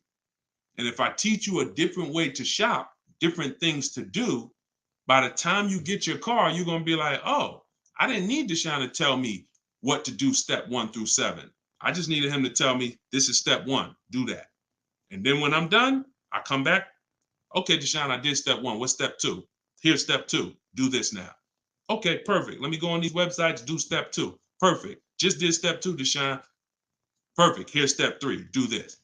And we found that has been able to guarantee success for so many people. And that's how they're able to get the same deals that I get. Like this is this lady right here, this young lady, like Taupe. She got a BMW $54,750 BMW, putting dealers against each other. She got it for $690 a month. She got the protection plan and raised it up. Her payment on that BMW. Now, mind you, if you can see on YouTube, if you can see on Facebook, you can see this slide. $690 a month. People are paying for that $54,000 BMW. People are paying $1,100 a month to go in and purchase that car. $54,000 is $1,100 a month with no money down because she didn't do any money down. $690.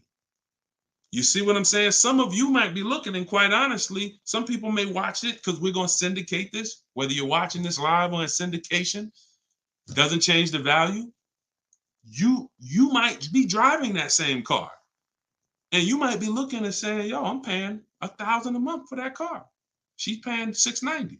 I put $8,000 down. She put no money down. We can't compare. You think Dave Ramsey, God forbid, and look, shout out to Dave Ramsey. I love what he teaches in terms of financial literacy. I love that he teaches people to invest and build for retirement and make sure I love that. But there's an area that he doesn't know what he's talking about, and that's when it comes to cars. See, look, credit is a big part of what, it has a lot to do with me helping you. Y'all don't hear me teaching credit. It's important. It's a complimentary topic for us to talk about. I talk cars, how to make sure you pay the lease for them. Yeah, maybe naturally. Let me get some credit tips too. Rodney, you could just go right to my TikTok bio, grab your book. It's 75% off. Click the link in my TikTok bio. You think she can ever listen to someone that tells her you shouldn't be leasing? She knows when to lease and when to purchase. She's not in love with that vehicle. She's not keeping that vehicle 8, 9, 10 years. So how can I drive this vehicle for the lowest amount of money in my household? I'm gonna shop all my offers. The dealer that wins the bid, I'm gonna see what it is. Oh, look at that. It's $690 a month. I'll take it.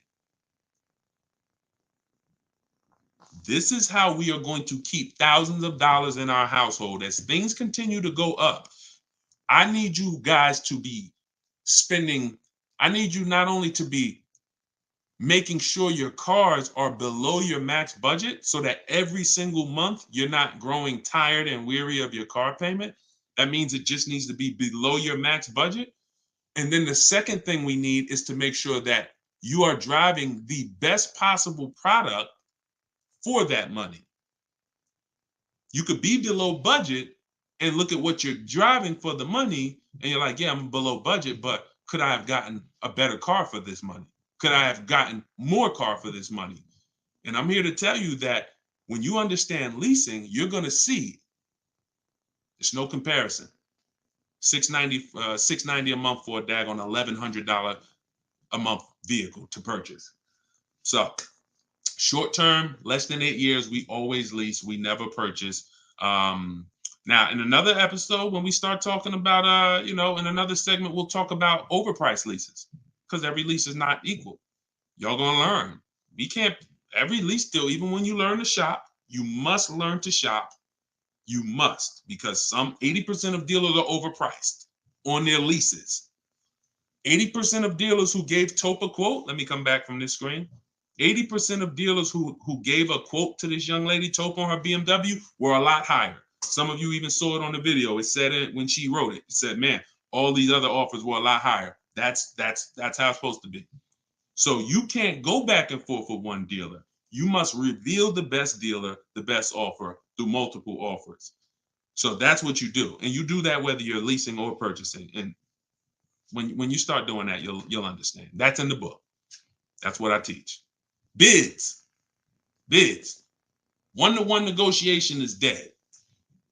I want y'all to eliminate one-to-one from we never do it. Because you cannot do that with any other item and win.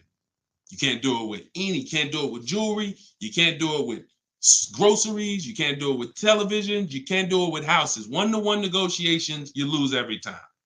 You must see multiple options, multiple offers, and then we pick the best one. And what you see is that's gonna be done with loans we get, cars we buy, and cars that we sell. We don't trade. So, all right, yeah, this has been great. I need her contact. I don't know what you, I guess y'all having a conversation. I didn't know what y'all needed contact-wise. All right, let's see. Is buying and selling a car a good hustle? I'm not really teaching people how to buy and sell cars because, there's, if you want to go into the car business, that's not what I teach. So I have to log out to purchase the book. You shouldn't have to. Let me try to reset. Let me know if it's still showing a $97 price or if everybody was able to get the 75% off price. Let us know. All right, I just reset it, so it should give you an opportunity to go back in there now and get it at the 97% off. All right. Buy dealer loaner cars. It depends. Those can be great opportunities. But again, we still need something to compare it to, Tina. Tina on Facebook said, buy dealer loaner cars. Now, we will buy or lease a loaner car if it's a great offer. So when we reach out to dealers, you'll see in the book, I teach you to go to the website because I give you my scripts. I tell you what to say. Some of you could do it by phone if you want to call a dealership and try to get multiple offers, but I would only speak to a sales manager. And even then, you got to just make sure that you but only speak to a sales manager. But the point is, if they have a loaner car, it needs to be so much better than what I could get a brand new one for. So if, for instance, if the dealer that wins the bid is offering me $3,000 off on a brand new one.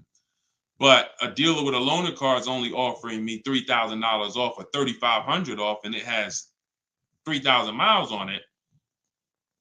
I'm going to go with the brand new.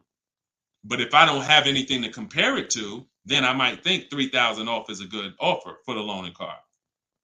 See what I'm saying? See, price assurance. Price assurance is when you guarantee. I want y'all, listen, if you want price assurance, type PA in the comments. You want this every time you make a deal. Price assurance means I guarantee that I paid the lowest price that I could have paid. That's called price assurance. I want you to understand, some of you have been, though, is that possible with cars? That's what I want you to move from now on. I never want you to make another car deal without price assurance. How do you get price assurance? Multiple offers. It's the same way you get price assurance when you're buying groceries, when you're buying, spaghetti sauce. I know I saw enough offers to know there was nothing out there less. Not, I went in, I looked at one brand and said, I gotta have it. I like those.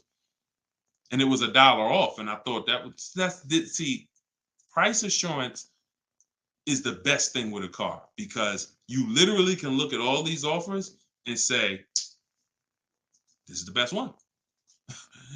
It's amazing when you realize you're the prize. Some of you be like, man, I haven't been treated like I'm the prize. I know, we're gonna change that. So when you use the systems that I want you to use, you'll realize, dang, I've been the prize the whole time. You mean all of these banks and credit unions would work this hard to try to give me, it's all these options I got? It seemed like before I really didn't know all my options. That's right. But when you now change the way you shop and you now move into a bidding mindset, everyone I'm going to do business with must win the bid. The bank, the credit union must win the bid. And then I'm going to give the dealers a chance to see if they can beat it. Now they bank's going to get a chance to bid. Very soon we'll talk about how to do that without affecting your credit. I want to show y'all this bank bidding war process. We have a specific way we shop for loans, credit unions, banks. We let dealers access our credit, and the way it shows as one inquiry when it comes to affecting our score. You must learn that, because when you see how much money is in the loans, you're gonna be mad. You're gonna be like, dang, I never shopped around the way I should have for my loan. I never shopped around. That's fine. No, there was no one to tell you. Now there is someone to tell you that if you have a $30,000 loan and the interest rate is 5.9, if you could have got 4.9, that'd have saved you $1,000. You get what I'm saying? If you have a $50,000 loan, 1 point on the interest rate, say you $2,000. So we must imagine if you could get 2 points lower, say you $4,000. So we are excited to try to get money off the car. We're going to be just as excited to make sure we're not giving that money in our loan. The banks are not loving us because we don't want the banks to like us. We want the banks to say, man, we barely making any money on this loan, but we'll take it. You don't want the bank to say, oh, every time they need a loan, they just come right to us. They love us. Give them 5.9. They don't ask no question. Give them 6.29. Give them 7.2. Whatever. They're not gonna shop. No, we don't want that.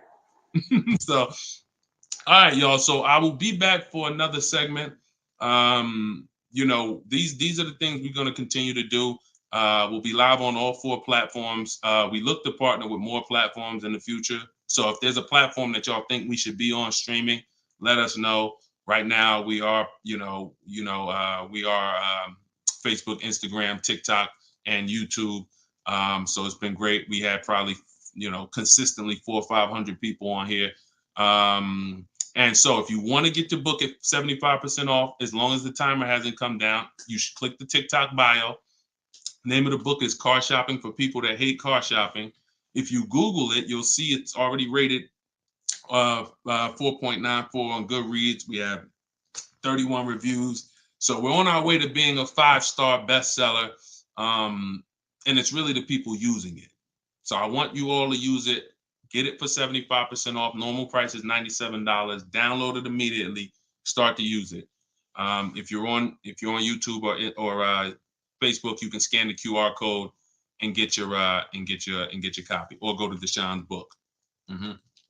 Yes, Mandy. Facebook is the same handle, Deshone the Auto Advisor, on every channel, whether it's YouTube, Facebook, Instagram. It's always Deshone the Auto Advisor. So we'll be back to answer more questions. We'll be talking more about leasing, but we'll be talking more about deal structure, shopping, how to check and make sure cars are reliable.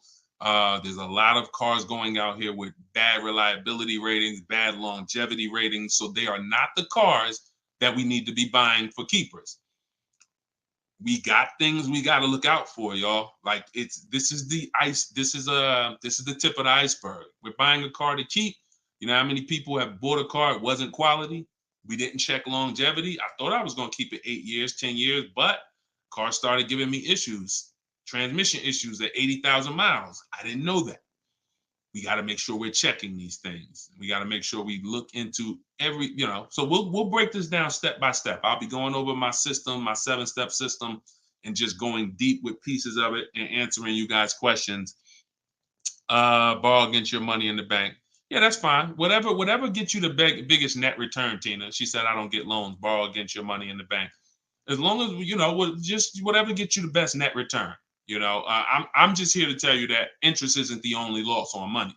Opportunity cost is a loss when it comes to financial. If you were taking a class on finance, opportunity cost is real. If I could have put my money in something and made 10% on it, but my money was in a car and I didn't have that money, and that money is losing me 10% in the car. So let's just say I put the 20 grand in the car, and then every year that 20 grand is worth 2,000 less, then I'm losing. It's a negative 10% return every year on that 20 grand. When I could have had that 20 grand somewhere getting me 10%, use the bank's money at 4%, and now I'm still at a net positive when it comes to, am I richer at the end of the year? Am I richer at the end of the month? So I just say that to say we've been taught when it comes to finance, we just talk interest. Oh, I don't want to pay interest. I don't want to pay interest. But I'm here to make sure everyone knows the total package of why people who don't pay cash for cars, who could afford to, who literally can write $100,000 check for anything they want, why they don't. See, I'm not interested in, I'm interested in why the people who could pay cash for cars choose not to. And it's not what you've been taught. It's not because, they just love debt. No, these people have paid off houses. So these are the things that we're going to be talking about. So, and again, all in my book. If you want it all in one place, grab your copy. But yeah, this was a great segment. We will certainly be back. Always a pleasure. And just make sure you're subscribed so you do get notifications when we go live. Make sure you're subscribed on TikTok. Make sure you're following so that when we're live, you can jump on because we're going to be doing this a lot. All right. I'll see y'all soon. God bless everybody.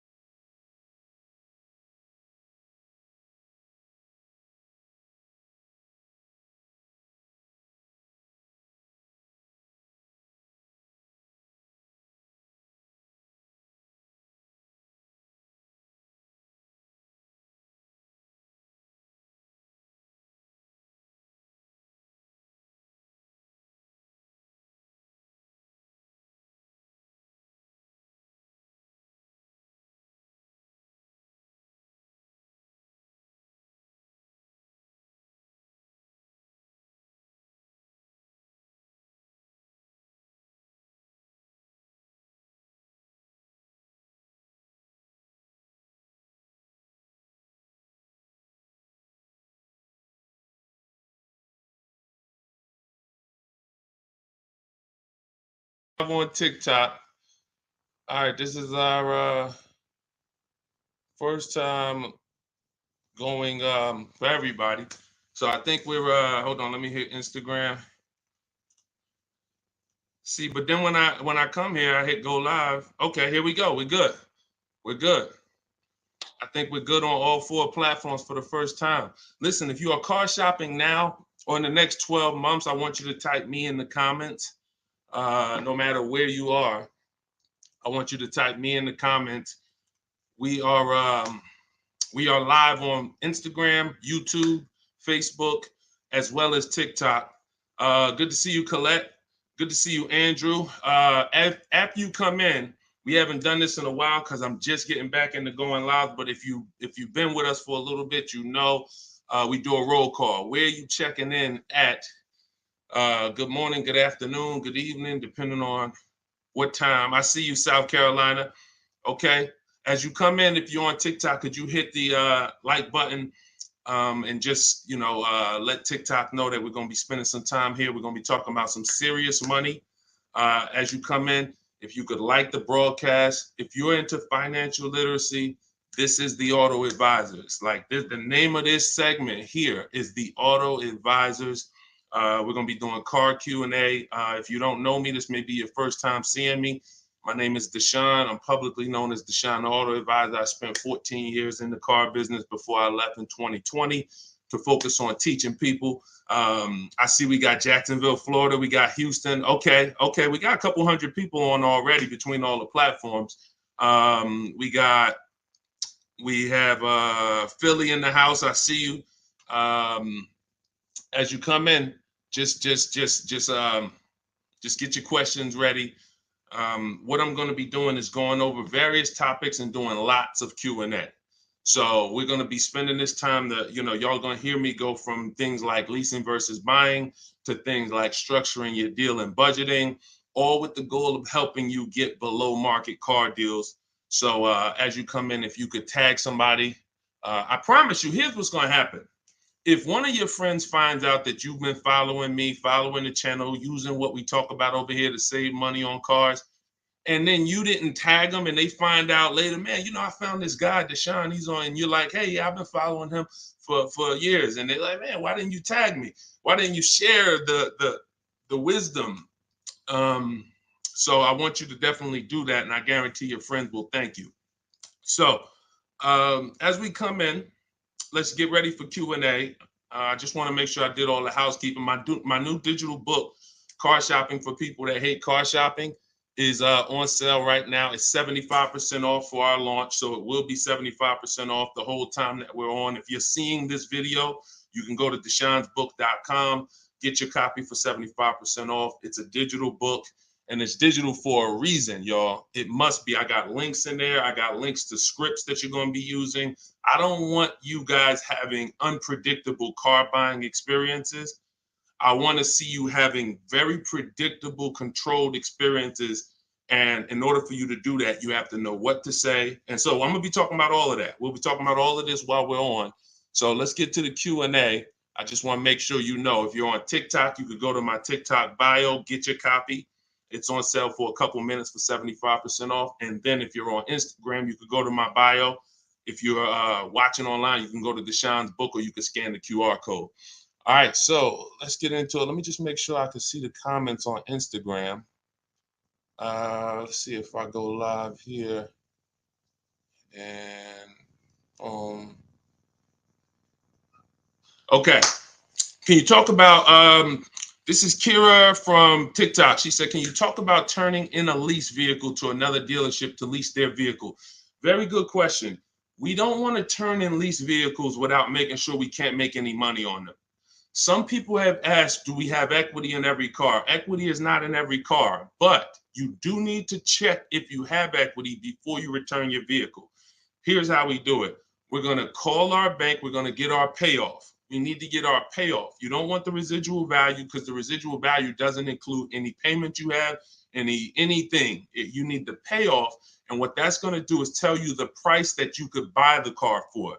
Now, there's a customer payoff. Can we light up the likes on TikTok, please, so we could get some attention and let people know we setting people free financially. If you on YouTube, if you on Facebook, if you could like the broadcast and tag somebody, I promise they'll thank you. So the first thing we're doing, y'all, we're never returning our leases. We are never returning our leases without doing an equity assessment. We got to check to see if we have any equity in our vehicle. We get our payoff. And then we're going to get at least 5 cash offers. At least 5 cash offers. What does that look like? That means you're getting offers from Vroom's out of business. Driveway, you're getting offers from, and I'm gonna tell you, when you do this, if you are selling a lease, you must put no when it asks, is the vehicle a lease? You must put no. And I'm gonna tell you why. The way these companies are set up, they're set up to buy vehicles. But in 2022, 2021, when they saw us making all this money selling our leases, a lot of the auto companies got the banks implemented what's known as a third-party restriction, which doesn't limit if you can sell your vehicle. It doesn't. It limits who you can sell it to. So we got to ask our banks, do I have a third-party restriction? And the way these buyers' websites are set up, the ones I just named, the Driveways, the Auto Nations, the Kelly's Blue Book Instant Cash Offers, these are people who literally inspect your car, give you a check the same day, CarMax, Carvana, and we must get offers from all of them. See, we don't realize, as y'all learn more about saving thousands effortlessly and easily, you're going to learn it comes through bids. It comes through bids. It doesn't come through giving one person an opportunity to buy your vehicle. We must get bids. When we let the market bid on our vehicles, we're going to win every single time. We're never going to worry about if we overspent. We're never going to worry. This is all in the book. So everything I'm teaching y'all on this live and in my free vid, it's all in my book, step by step, 75% off, get yours. But you have to know exactly what the market will pay for our vehicle.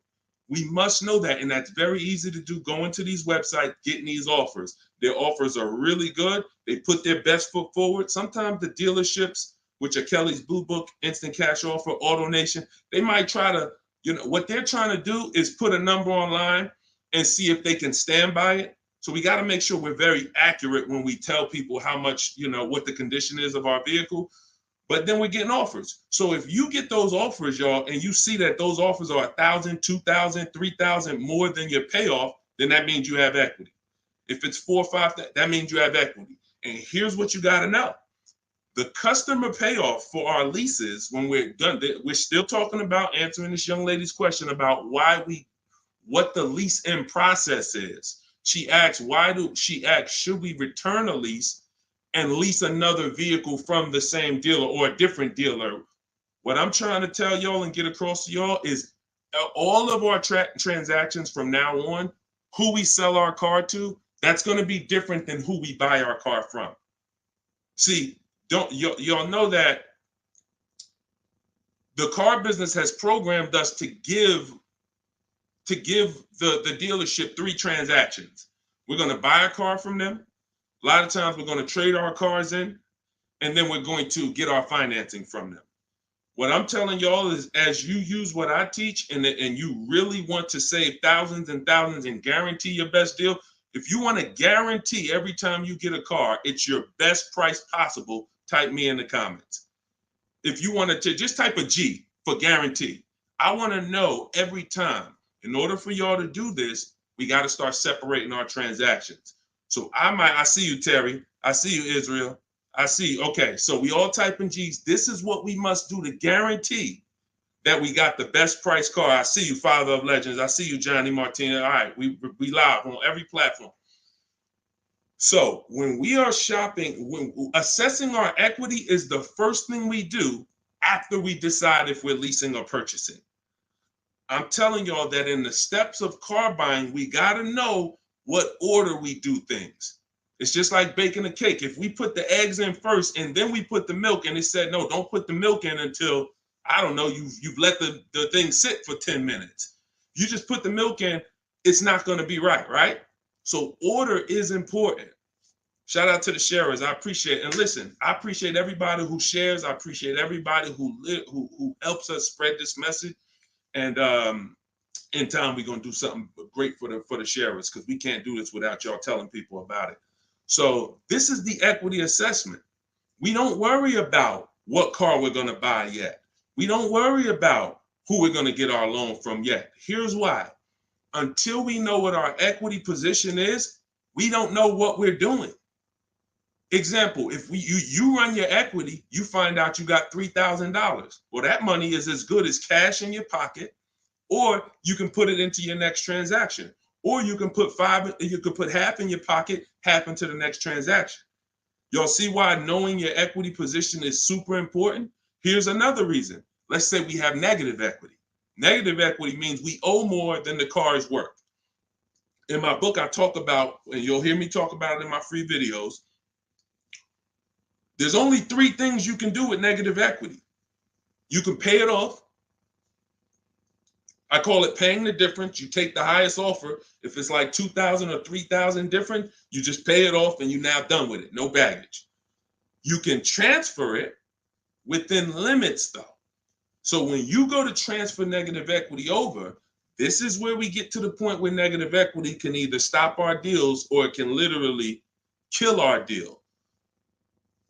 The bank is only going to approve a certain amount above the value of the car we buy. So let's say we're buying a $20,000 car. The bank's not going to approve 30,000, 40, 50,000. They're going to look at the price and say, wait, car's worth 20.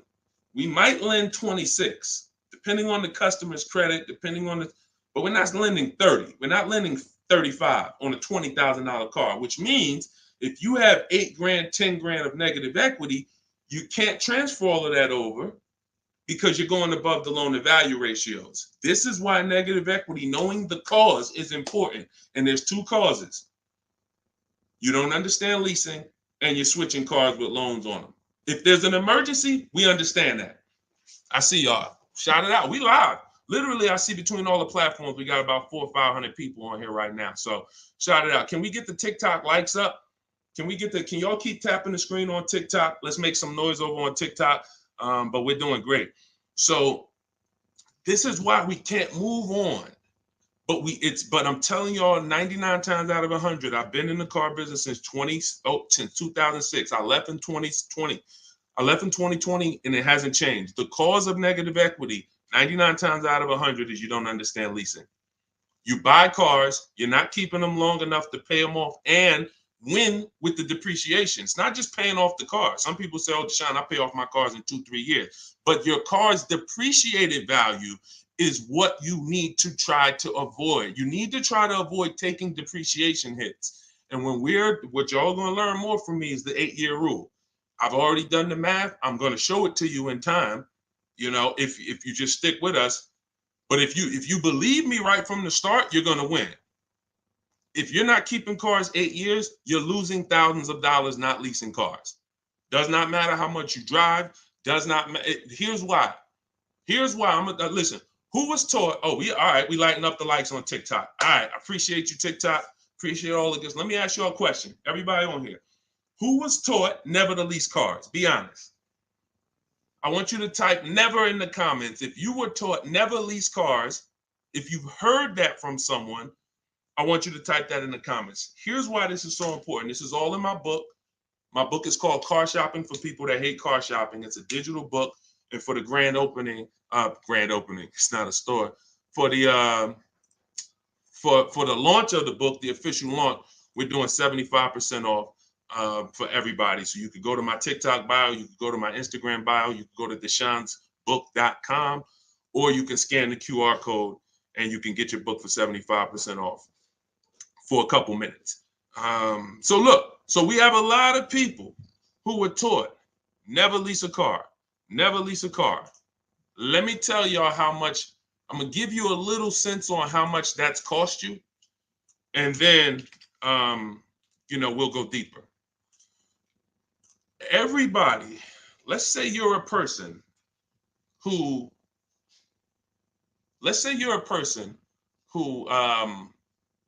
keeps their cars until the wheels fall off. We call those cars keepers. If your next car is going to be a keeper, type K.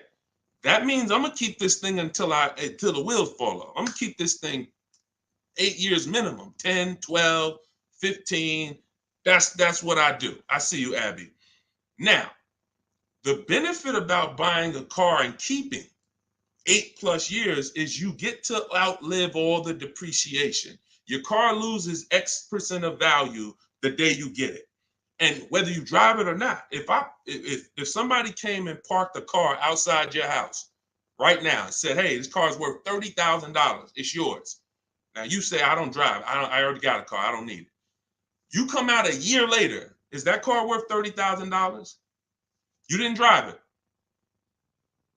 See, this is your first, you didn't put a mile on it. You didn't touch it. It just stayed out there. It was worth 30 when they dropped it off. Is it worth 30 today, a year later? Exactly. Here's what I'm telling y'all. That's the first deep lesson on depreciation. See, if you get that, now you're getting the clue of why leasing is not about how much you drive. People who say, oh, I like to drive as much as I want to, so I buy my cars because I don't want to pay for the mileage. Here's the revelation. You pay for the usage of the car whether you use it or not, whether you drive it or not. It's going down. The more usage you put on it, the faster it goes down. So leasing is not a matter of how much I drive. Leasing is, if I get a great lease deal, we're going to talk about that. All lease deals aren't created equal. And these commercials we see that say, hey, 3,000 down, 8,000, these are not lease deals. I'm going to show y'all some lease deals over, I'll actually probably show y'all one in the next couple minutes. Great lease deals are not advertised. They're made in secret. No one really knows about them. The great lease deals are not advertised. Great deals are not advertised. Great deals are not advertised. So you can't judge the lease pricing by what y'all see in these commercials, or it's not going to make sense to you. But when you get great lease deals, it is no comparison. The name of the game is, will I pay less with a great lease deal in depreciation than I would pay if I purchased that car? That is the name of the game. And when I look and see, all right, if I get a great lease deal, I'm only paying 30% of the car's value, 35, 40%, 45%. But if I bought that car, regardless of whether I pay cash, regardless of whether I got a loan on it, the asset, the value of the car is going to go down by more than that. So what we're doing when we're leasing versus buying is we're trying to hedge against depreciation. We're trying to acquire a car that says, based on how I got this car and the price I'm paying for it over 3 years, it's thousands less than if I would have went and purchased that same car and just took the value of the depreciation. And this is what I'm telling y'all. They've hid you can't understand this when you're just tied into payments. And a lot of you know payments have nothing to do. Some of you who are a little bit more financially savvy, payments have nothing to do with the deal on the car. If you don't know that, you're going to learn that the more you hang out here. Payments have nothing to do with the price of the car, the deal on the car. That's just the financial tool. That's just what you've attached to the asset. If you go and you overpay $10,000 for the car, doesn't matter if you got a loan on it. Doesn't matter if you did no money down. You overpaid by $10,000 for the car itself. That's focusing on the asset. So leasing, y'all, is for people who don't keep their cars more than 8 years. It's that simple. If you do not keep your cars more than 8 years, you cannot outlive the depreciation that the car is losing. The money, you go out, slap 30 grand into a car, that car is losing money for you every single month. So you're trying to say, is there another way I could get a car where I'm not paying this kind of money? If I'm losing $500 of value every month in my car, is there a way that I can lose less than that? And what I'm going to show y'all is leasing is just the way. So these are the first two steps. The young lady asked the question about returning her lease, but I want y'all to know that that's step 2. We assess, can we make any money on our deal, on our old car? And then, but the first thing we got to do is decide buying versus leasing. Lease the loan. Good Time said, lease the loan car was good. Welcome to everybody that jumped on. My digital book, Car Shopping for People That Hate Car Shopping. Everything, it's 75% off. You can get your copy while we're on here, but we're going to be going deep on Q&A for at least, I'm not even watching the clock. So Just go to my TikTok. I don't think you're going to leave the broadcast either. If you go get your copy, go to my TikTok bio, go to my Instagram bio. If you're on Instagram, wherever you're at, if you're on YouTube, scan the QR code or go to deshonsbook.com and get your copy so that we can go deep on this. I don't want you trying to just remember everything that I'm teaching. I want you to have a reference point, and it's affordable for everybody. It's normally $97. Okay, let's go. Things are way too complicated to fix now. I guess you're talking about when it comes to cars, electronics. Another reason people don't feel as confident keeping their cars like they used to is because the cars are getting a little bit more complex. It used to be very simple for you to find a good car, keep it 10, 12, 15 years. There's still cars out there that you can confidently do that if you make sure that you're checking the reliability of the car, checking the longevity of the car. We do this on Google. We have to make sure the cars we're buying are good cars. Then we can certainly avoid, you know, a lot of these cars. But yes, that is a lot of people don't feel as confident keeping cars long term as they used to. How about a lease to buy at the end compared to straight out buying? Cousin Al, that's a good question. He said, how about buying a lease to purchase? Who's heard of that? Who's heard that term before? Lease to buy on a car. You may have heard it with a house.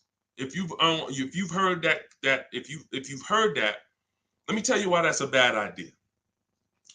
We're mixing two strategies.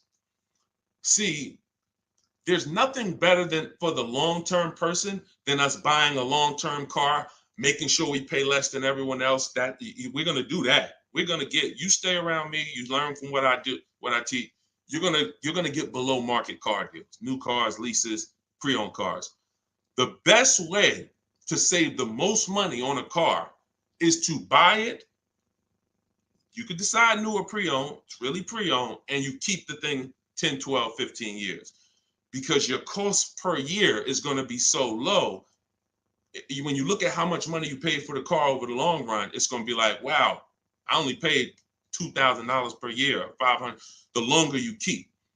The second best way is buy a new car. Keep it forever.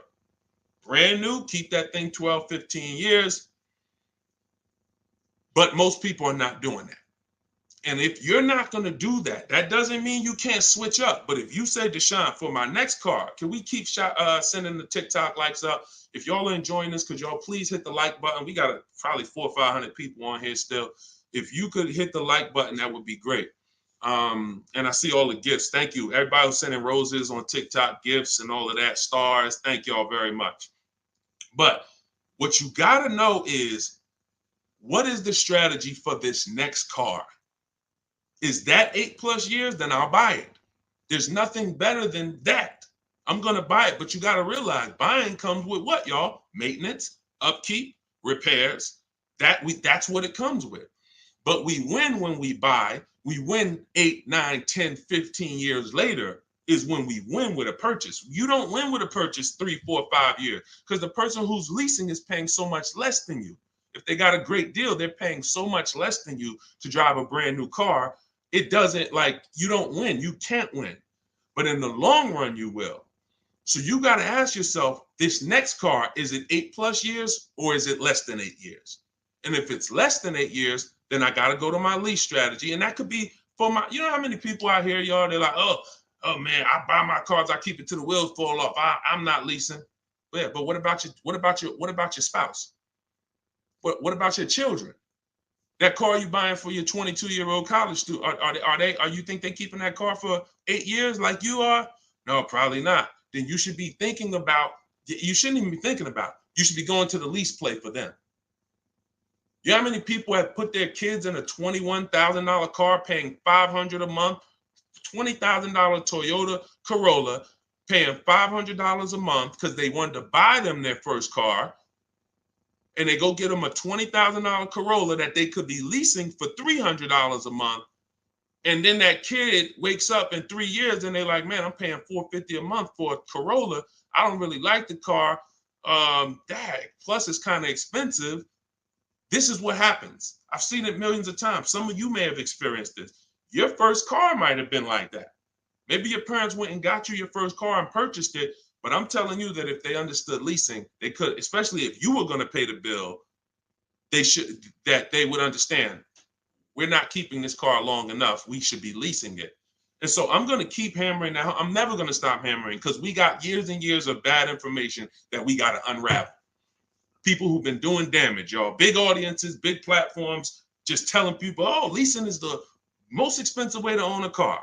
Guarantee you, if I had 10 minutes on them with a live and I bet them $100,000, are you willing to bet 100? Just let me just ask you. You sound very confident when you're talking to the public. They don't realize how much money they're costing you. So my question would be, if I can show you that that advice you're giving them is completely wrong financially, will you pay me $100,000? Will you take the bet? Because if you're willing to say that, stand on it. That's what they tell y'all. Exactly. He said that's what they tell us. See, and that's why I'm here. That's why it's very important what we do. That's why it's important when you share, when you tell somebody about these broadcasts, when you tell somebody, watch what they're doing over there at the like we're coming in to unravel years of bad advice. And a big part of that is leasing. Not the only part, but a big part of that is leasing. But you cannot all lease deals aren't created equal, y'all. Lease deals are when we shop for lease deals, you must get bids. And I'm telling y'all, you must get bids for everything. We'll talk more about that as we continue to go on. All right, let's get to some more questions. Why are taxes added to a buyout when they're already included in the paid?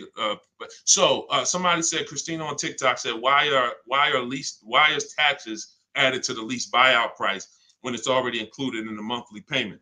Well, it's only included in the payment for the portion of the car you're leasing. So when you're paying for, your 30, 40% of the car, 50%, the better lease deal you got, the lower percentage of the car you're paying towards over 3 years. That's what the tax is calculated on. That back end, which is when the car goes back to the bank or the next buyer, there's no taxes factored in on that. Depending on your state, sometimes they will put tax on the payment, but they're not usually. I don't recall ever seeing a case where they're taxing you on the whole car because you're not using that portion of the car. That's why when you lease, when you look on your credit report, you'll see the only part you're responsible for is the part that you're using. So even though the car might be 40 grand, it might say balance owed 18 because you're only responsible for that 14. You're not responsible for the back end. All right, we lighten up the likes on TikTok. Appreciate y'all. I see you, Lisa Vasquez. Welcome. Kat, I see you. All right, let's go. Let's continue to rotate questions. What happens to my down payment on the lease? See, a lot of people asking about leasing. This is good. This just goes to tell you something. A lot more y'all gonna lease when you understand it. In fact, when you understand it, your next car will be a lease. Quite honestly, unless you can guarantee me, Deshone, I'm keeping it 8 years. If you say, Deshone, I'm keeping this thing 8 years, you go ahead and buy it. Don't think about leasing. Go ahead and buy it. But if you cannot confidently say I'm keeping this car at least 8 years, and you're gonna learn, I'm gonna do a upcoming show where I show y'all my screen. So if you're on TikTok, make sure you're on YouTube or make sure you're on Facebook. If you're on Instagram, because y'all are not going to be able to see my computer screen when I actually go deep and show everybody, my screen and we compare. I'm going to show you all the numbers because I'm not going to sit here and I don't want y'all thinking this is my opinion. This is by the numbers. So Good Time says, what happened to my down payment on the lease? So you should only do a down payment on the lease after you've already verified you got a great deal. Pay attention. This is very important. Once you down payments, y'all, never come into play until we verify we got a great deal. This is all in my book, Car Shopping for People That Hate Car Shopping, my digital book. You can download your copy. Go to deshonesbook.com. It's 75% off for a couple minutes. You won't leave the broadcast, but I don't want you to miss the opportunity. The book is great value at $97, but for our official book launch, we're doing 75% off. So you can scan the QR code or go to my Instagram or TikTok bio. Get your 75% off book. So when you are doing a down payment, whether you're purchasing or whether you are leasing, it's critical that we verify we got a great deal on the car before we ever talk about payments. This has always been. How many of you have had this question? You're looking at a car and they say, hey, what do you want the payment to be? What's your goal? What's your goal for your payment? Type a dollar sign if you've heard that question. What's your goal for the payment? Thank you, Say What. I appreciate all the compliment. I appreciate it. If you've heard that question, type a dollar sign. What do you want your payment to be? What's your payment goal, right? Here's why that's not important.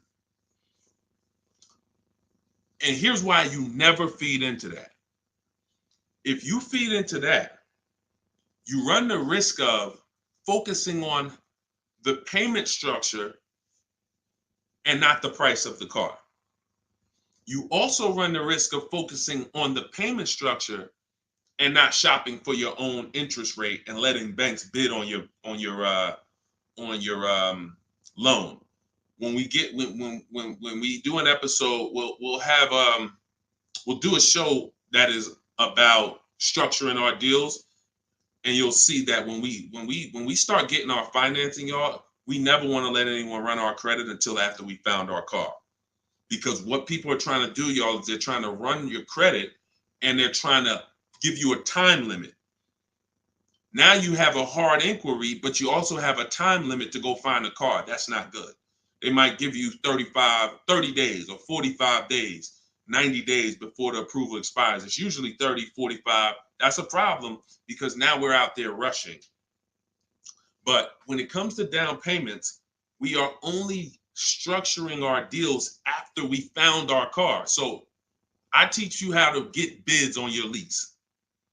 Get bids on your lease, get bids when you're buying a new car.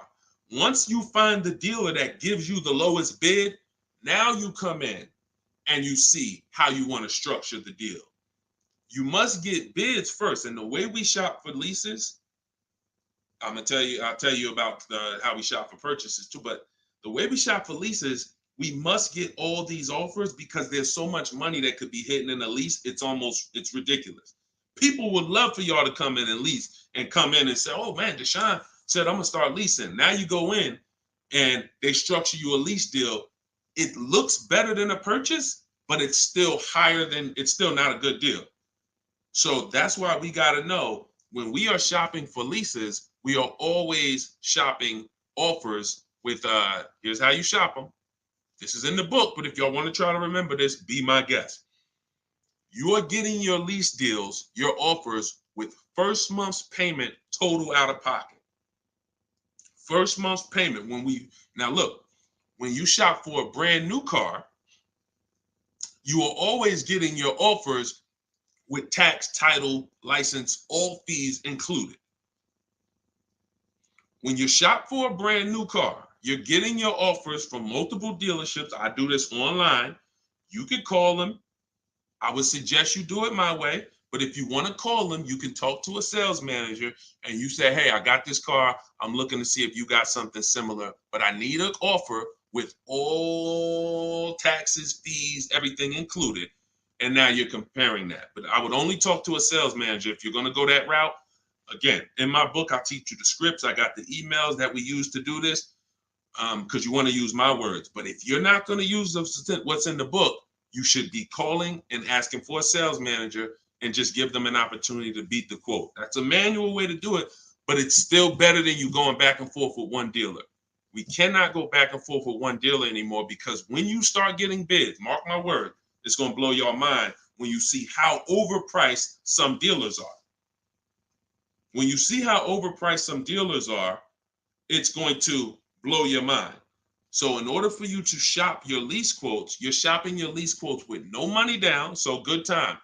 When you talk about what happens to your down payment on a lease, well, you're not putting your down payment down until you got a great lease deal. So you get your lease deal, first payment, and then you divide that into the monthly payment. Into the MSRP. Very important. Let me give you all an example. Pull up my calculator. So let's say I got an offer of $500 a month on a $40,000 car. That's what's called a 1.25% lease. You take the monthly payment and you divide it into the MSRP. That gives you a percentage. The lower percentage, the better the deal. And this originated from some of who's heard me mention the 1.5% rule for bad lease deals. Type me if you've heard that. No, you don't have to tell them you're pre-qualified before you go. It's not even a question. We're just shopping for the price of a car. So you've heard, okay. Okay. So, see, and I looked at another question while I was in the middle of answering one. So, wait, we were talking about lease quotes. We were talking about, okay. Okay, that's right. The 1.5% rule. So when y'all hear me mention the 1.5% rule, I'm telling y'all, again, it goes back to the fact the lease, the name of the game with a lease is how much can I pay for a car over 3 years that I'm giving back? The lower, the better.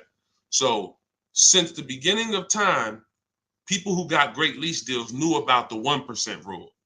The 1% rule said, if I buy a car, if my lease payment is 1% of the MSRP or below, it's a steal. So if I'm looking at a $40,000 car and my lease payment on it, 12,000 miles per year, is $400 a month, no money out. No money. I know that y'all may have been taught, yo, you got to put money down when you lease. That is a lie.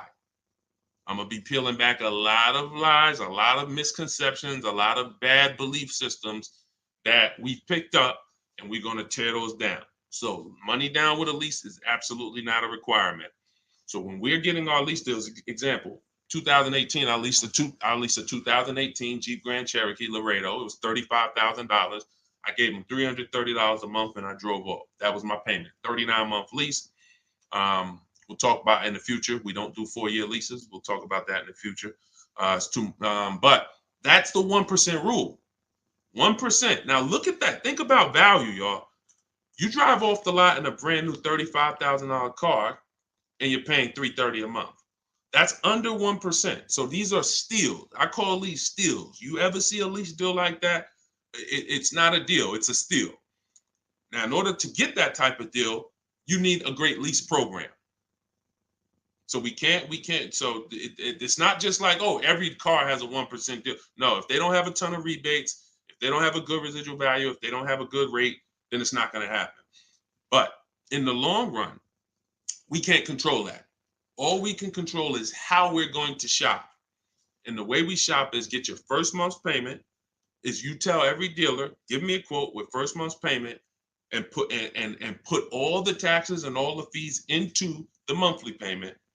And then you let me know what that is. And you have to know the MSRP, because you divide that monthly payment into the MSRP, and that's going to tell you the percentage. If you see 1.35, 1.45, 1, these are good deals, really good deals. We still need to compare, because I got people who are getting, look, if we don't compare, you could be in trouble.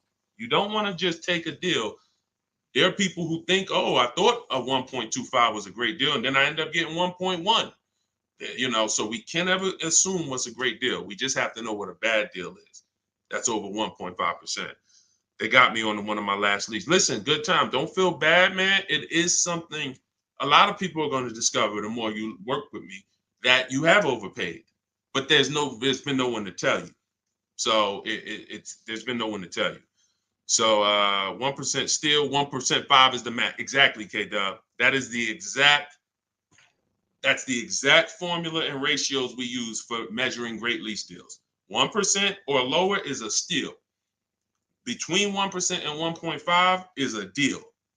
That's great value compared to purchasing. So when someone drives off the lot with a great value lease, 1.25, anything under 1.5, they're paying less than someone who purchased. Once you get above 1.5, you're now going close to spending the same amount as the person who bought the vehicle, which we don't want, which we can't do. We eliminate the benefits of leasing. And some lease programs y'all are going to see are bad. You shop multiple offers and the lease programs are bad. We can't get those leases. I will never co-sign, because leasing is a value play. I will never co-sign you getting a car because you like the car a lot and overpaying for a lease, because the lease program is bad. Sometimes, I want a Range Rover Velar. The lease program is bad. All right, well, I'm going to go get a Genesis GV870 And then, you know, maybe in 3 years, the Range Rover lease program will be good. But right now, I'm not going to do it because no one loves a car that they're leasing. You always just like it. If you're leasing, you're switching cars every 3 years. You don't love anything. When you love a car, you buy it, you keep the thing 10 years. That's love. But typically, a person who's not keeping their car long term, you get, you know, you 3 years, you're like, okay, I could get another car. 5 years, you know, people who buy cars to keep, they don't think like that. Like, they ain't even looking for a reason to get rid of it until, you know, transmission goes out. And then I always joke because as a keeper, what do you do when the transmission goes out? If anybody on here has bought their cars and kept them till the wheels fall off, when the transmission goes out, what do you do? What do you do? See, you're not a keeper. You're not buying a car to be a keeper. That transmission go out, you ready to get rid of it. You ready to get rid of it. Look, a lot of people are like, no, I go fix it. I go get another transmission. Exactly. All right. All right, let's keep the questions moving. Welcome to the people who just jumped on. Happy to have you. If you're enjoying the broadcast, could you please make sure you are subscribed to us on YouTube? That's where we're going to be able to share really when we get into, which is coming very soon, I'm going to be sharing visuals for y'all to see. Just sharing a variety of things, websites that we use, things you want to stay away from, website, like all in my book. But in time, you're going to want to see it on YouTube because you might not be able to see it on Instagram or TikTok. What's the MSRP equivalent for used cars? F Broncos asked. Here's what who's purchased a used car? Type a U. If you've purchased a used car before, type a U. Type a U if you've purchased a used car before. Okay, I see Al Boogie, I see FL Bronco, I see Amore, I see Justine. Okay, every platform. Ebony Eyes. Okay, Larica. All right, I'm gonna give y'all the biggest. This is gonna be major, y'all. And you're gonna see like, wow, how the heck could we even know we're getting a good used car deal without knowing this? Tell y'all how important it is to have the original MSRP of the car you're purchasing. So I have a 2020 Infiniti QX 60 truck. I bought it a year ago. It was 3 years old. Now I saved 42% off the price when it was brand new. Here's why it's important. We don't know when we're shopping on these used car websites. I call them marketplaces. Y'all are going to see in my book, if you do get my book, or even in my videos, you'll hear me talk about the multiple marketplace strategy where we're on these used car marketplaces. We got to be on all of them. But here's what they try to sell you on, because it's based on who's paying them. They're trying to sell you on market value. They're the true way to buy a pre-owned car after you check to make sure it's a good one. But I'm talking about, how do we know we got a great price on it? We must know how much it was brand new. We must know how much the car was brand new. Give you an example. I was looking at this Infiniti truck. I had narrowed it down to my top 3 or 4. I think I narrowed it down to my top 4. Now they're all white. They all look similar. They're all in similar price points. How do we choose? This is where we usually are stuck. And this is where we usually make a bad decision. I'm going to tell you why. I get the MSRP of these cars. By the way, my special strategy for getting the MSRP, one of them is to go to the dealer's website. Most dealers have a contract with Carfax, and that car will be on their website. That's my first line of defense. Again, everything I'm talking about, y'all, I don't hold back. It's in my book, or it's going to be in my free videos. But some people want everything in one spot. One spot, step by step. That's what the book is. 75% off in my bios, or go to Deshone's book or scan the QR code. So I look and I pull the MSRP, the window sticker for all of these vehicles, and what do I see? The 4 vehicles, the original price of them, one is 46, one's 48, one's 52, one's 54. Why is this so important, y'all? They've taught y'all to buy used cars based on what? Nothing. This is what we're asking for the car. Okay, I think I see some less than that. If all of these cars were 31,000, but one was 54, that's the best deal. In fact, none of those other deals are even close. That car right there has more packages in it, more equipment in it, special features in it. Those other cars don't. So the percentage of the discount that I'm getting off the car is higher here. Does not matter what the dealer's asking for the car. See, we've been taught you go and you focus on trying to get the dealer's price down. That is true in some cases. But what's more important is I need to know, based on what the dealer's asking for the car, how much off MSRP, original MSRP, am I actually saving? Is it 30%? Is it 40%? Because I might look at this car here and yeah, they might be asking $1,000 less for it, but the original equipment in that car is $5,000 less equipment. This is why it's very important we have it's critical. I would not buy a used car, and I would never recommend you buy a used car without seeing the original MSRP, so you know, one, what's in the car, what features it has, but more importantly, I cannot determine who saved me the most money. I can't determine who gave me my best deal without knowing what the car was originally priced at from the day it came into the country. And y'all, unfortunately, and I hope it's nobody on here, but unfortunately, we probably do have it where during the pandemic, people were paying 90, 95, 100% of value for used cars. When I mean a Toyota Camry that brand new was 30, they were paying 29 for it, and it was 3 years old. See, I call this true value percentage, TVP. Y'all are going to hear this. We call this true value percentage. We can't look at a used car. See, once we see, wait a minute, based on the new price, the car when it was new, you charging me 95% of the car's value, and it's 3 years old. Once we start looking at true value percentage, car was brand new 30, you asking 25. Okay, you knocking this percentage off. This is how we make sure. Now look, that doesn't help us get quality cars. That doesn't help us stay within our budget. We'll talk about that in the next hour. Because what I'm going to be doing is I'll be doing these shows throughout the day in hour segments. So what you'll see is every time I come, we'll do if there's something that we want to tie up, we'll try to do it in both hours. Again, it's very tough to go over all things and then do Q&A and just get it done in a couple minutes. So some things may continue to the next hour, but once y'all get this, it doesn't change. So although, some of this might be brand new to you.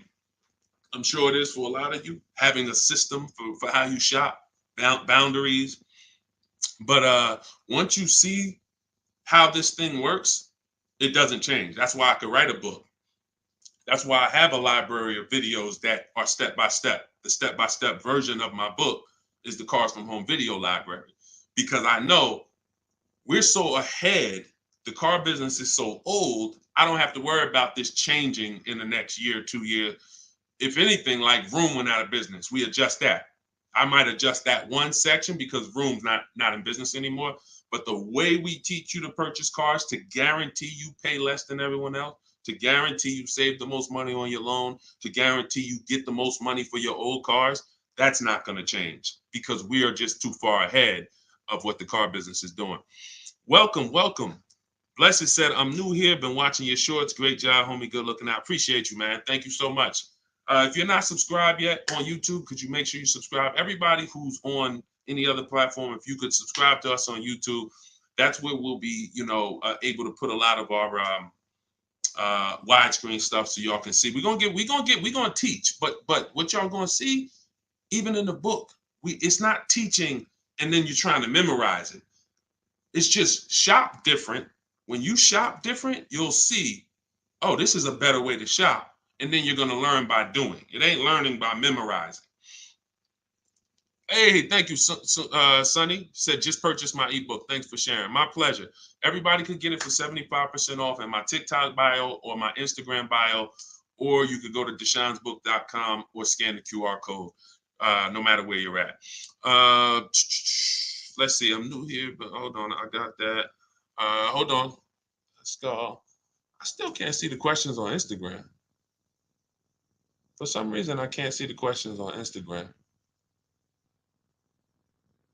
We got to figure that out. Now, here's what I will say. If you stay on long enough, somebody's going to ask you a question, because a lot of you, it's going to surprise you, but I know it. We've been working with people long enough to know a lot of you have the same situation, literally. So you stay on, even if you don't, your question doesn't get answered, you'll hear somebody that's, oh, that's the exact same situation that I'm in. Josie said, I really need help. I'm interested in buying a 2001 H1 with 70,000 miles, 75,000. Should I go for a 40,000 of 50K? I don't really understand that. I really need help. I'm interested in buying a 2001 H1 with 75,000. Should I go for 40 or 50K? So I'm guessing you're saying I'm buying a 2001 Hummer with 75,000 miles, or either is that asking price is 75,000? Should I go for 40 or 50K? No, we go for whoever wins the bid. See, we can't get into, here's where this could hurt us sometimes. You know what we do? We save a certain amount off the price of a car, and then we want to carry it to our next deal and say, well, we should save the same amount on this car. No, because we don't know what the programs were that allowed us to save 7,000 off that car. And I'm talking about new. Pre-owned cars, this is different. Pre-owned cars, you go to the market and you see who has the lowest car for the money. So we're not going local. It's two favorite words, y'all. And some of you, let me see who's been with me for a minute. See if anybody knows. What's my two favorite words when it comes to saving money? And again, I haven't been live and we haven't done this in does anyone remember favorite words? Y'all wouldn't know on YouTube, I don't think, unless I used to say this a lot on TikTok. Oh, Alicia said they got kicked out of Instagram. Okay, so come on over to TikTok. All right, it still says we got a lot of people on Instagram, but that's good to know. Okay, we'll check that out. Does anybody remember my two favorite? All right, anyway, I'm gonna tell y'all. And now y'all will know this going forward. And I want these to be your two favorite words. Multiple offers. Multiple offers. Very important. When I tell you, when you make multiple offers your two favorite words, you are going to save so much money. It's crazy. So I'm not buying something and there's only one of them out there. I don't have anything to compare it to. That'd be like me walking into the grocery store and I want chips. I really want some barbecue chips. And I go into the aisle and it's only one brand of barbecue chips. Wise Barbecue is the whole store. Now, I don't know if they're charging me a good price because I don't have anything to compare it to. They might say, oh, bag of chips, $4.99. Is that good or not? Well, we don't know. But when I see all the other options, same thing with spaghetti sauce. I need to see all the options. Same thing if some of y'all were buying a TV. If you had to buy a TV right now, if you had to buy a daggone 100-inch TV, are you worried about overpaying for it in this day and age? No, because you know, man, I'm going to go to Amazon, I'm going to go to Best Buy, I'm going to go on this Walmart.com, and by the time I see some options and see what they pricing at, I'm going to be able to choose the best one in 10, 15, 20 minutes, right? That's what comes through. That's price confidence. That's called price confidence.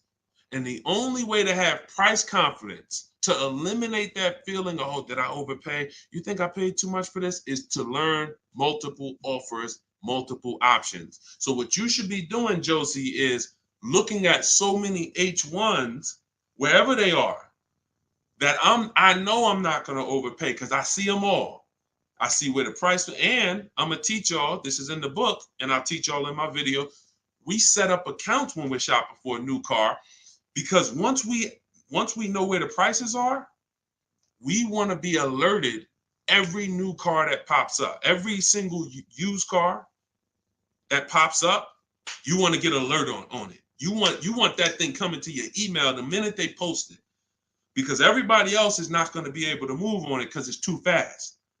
They need time. They need to, oh, let me see it. Okay. But if you know the used car market, like I'm going to teach you, if you know the low prices on this car is 40, the high prices is 55. Soon as that one pops up at 41, you don't have to hesitate.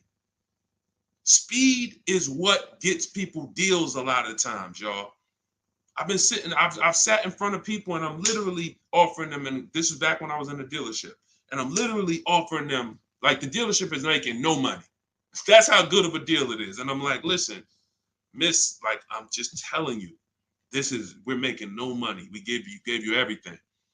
But they didn't take it. And I'm gonna tell you why. I can't blame them. They didn't have enough other offers to feel confident that what I was giving them was the best. That's the problem. So in order to have price guarantee, price assurance, for us to know that we are paying less than everyone else, we have to see multiple offers.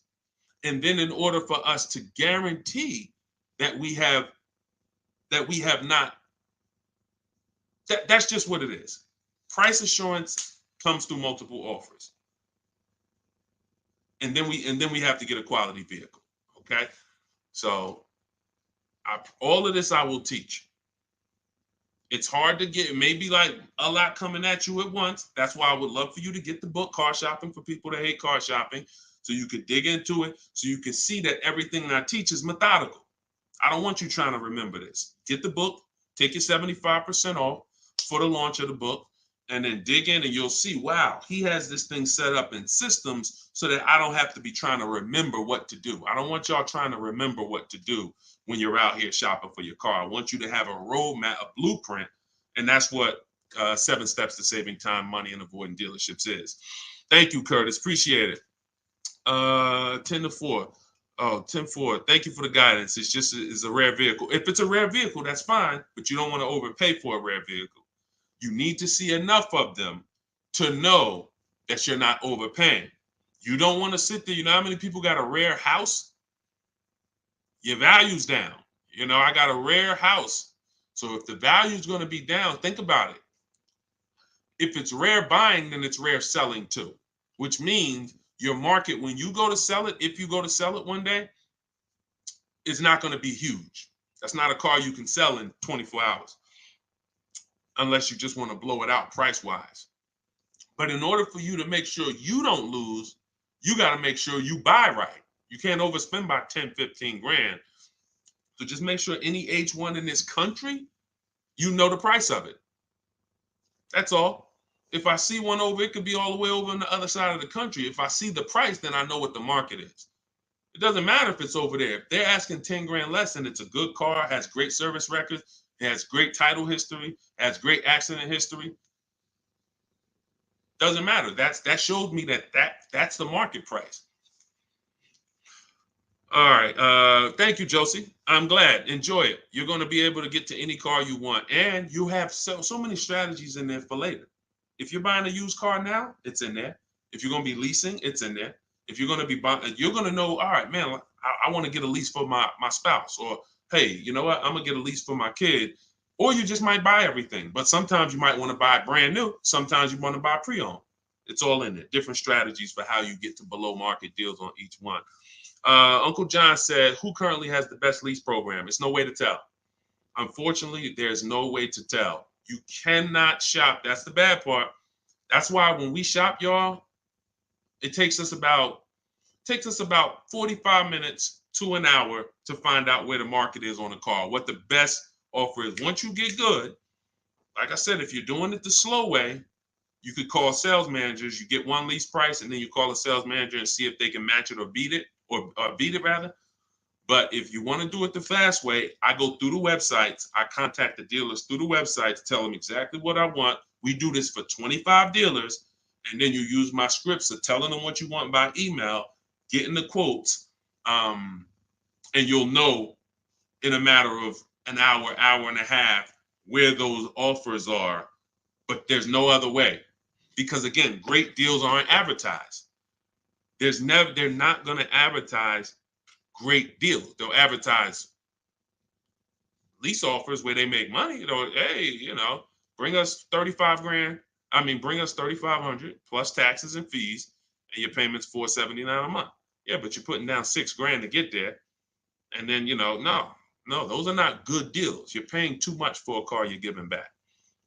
So yeah, so we'll cycle through various topics. We spent a lot this hour talking about leases, talking about leasing versus purchasing, and hitting a couple things. But what y'all will see is we'll do themes kind of each hour. I'm gonna come back. I'm gonna come back for the next hour, and we'll probably still stay on it, but we'll be able to get through more questions, because as y'all can see, some of these questions require a little bit more deeper answer, just as if you were purchasing a house. I know they've made it seem like, oh, well, let's just ask a simple question and then let's just, it should be a super simple answer. Not when we're purchasing houses, right? It's never simple when we're purchasing houses, when we're getting mortgages, when we're investing. Why would it be simple when we're buying $20,000 to $50,000 to $100,000 vehicles that depreciate, that lose us money whether we drive them or not? That's danger. You got a real lesson on the dangers of depreciation in this hour. Like, ridiculous. You drive a car, buy it, park it outside, come back in a year, car's worth thousands less. You never drove it, never got behind the wheel one time. So when you have that type of product and you're coming into your household, it can drain you of money if you don't structure your deal in a way where you've minimized your losses. The name of the game is to minimize the amount you're losing on these cars. Cars are depreciating assets. You can't make money on them.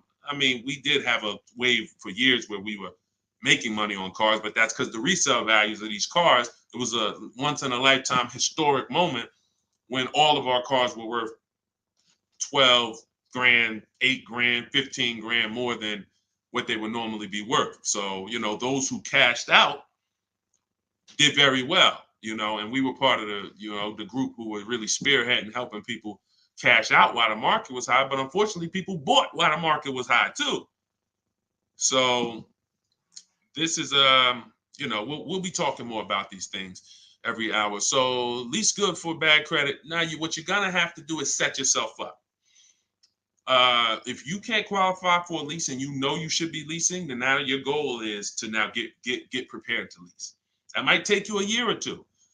And we're going to talk about how we buy an inexpensive car to get set up for a lease. We don't go out and buy a $20,000, $30,000, $50,000 car when we know credit's not where we want it. But if you give me a year or two, I'll get myself up to a 650, 670. I'll use an inexpensive car to build a good payment history, because I'm paying more for interest because my credit's not good. So the last thing I want to do is buy an expensive car and have a higher interest rate. Now, when I go to switch out of that car in 2 years, because I'm ready to get my brand new lease, now I got 10 grand of negative equity. That's now, first it was credit stopping me from getting the lease. Now I got too much negative equity stopping me from getting the lease. These are two things we want to avoid when we're trying to set ourselves up. And the way we do it is we make sure we buy the least expensive car we could get a loan on. We want the smallest loan possible. And then we get a reliable car, and our plan is to switch out of that car in 2 years. Make the payments, pay the higher interest, but that's okay, because in 2 years, I'm driving something brand new off the lot and I'm leasing it. So that might not be the ideal car. In fact, it shouldn't be. But some people go and say, well, if I got to do that, man, I'm going to go and get the Dodge Charger with the Hemi engine, and now you're buying a $30,000 car, $25,000, and you're putting that interest on top, and now you're buried. So you're not going to be any closer to getting a lease in 2 years than you are today. We don't want that. You got to bite the bullet And if you got a ton of money, I'll show you how to get it done, and you can get a little bit of a nicer car. If you got bad credit, but you got 10 grand, you don't have to get a $10,000 car, but we need to work these things accordingly, because the key is a small loan, reliable car. That's the key. Okay. TikTok's telling me my live's going to end in 60 seconds. Okay, so we will be back. Y'all are going to see, like, this is going to be what we do, especially during the book launch. My new digital book, Car Shopping for People That Hate Car Shopping, has everything in it I teach. Y'all know from my videos on social media, I don't hold back information. But if you want everything in one place, in a step-by-step written format, this is where you get it. It's called Car Shopping for People That Hate Car Shopping. 7 steps to saving time, money, and avoiding dealerships. And that's going to allow you to take what I teach, mastering the art of shopping from home, mastering making dealers and banks bid against each other for your business, and so that you can be confident. But please make sure you subscribe so that you can get, and if you're on our email list, you'll get notifications of when we go live, so that you can make sure you jump on. If you're in the market for a car, we want to make sure you are armed with everything you need to save tons of money. So thank you, We West Coast, a lot. Appreciate you. Instagram, we're going to get y'all involved, because somehow I'm seeing some of the questions and some not. Now the questions on Instagram popping up. That is so weird. But I trust that y'all got value, because, again, many of you do have the same questions. So we'll be back in the next hour. You'll get a notification if you're on our email list. Jump on. But if you get your book, I hope you enjoy it. I can't wait to hear your success stories, and I'll see you shortly.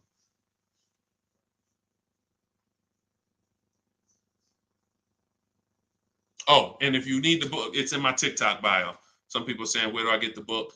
It's in my TikTok bio. Click the picture. It's in my Instagram bio. Go to the bio. Click the picture. If you're watching on the or you could go to deshonsbook.com, or you can scan the QR code depending on where you're watching. So, all right. See y'all soon.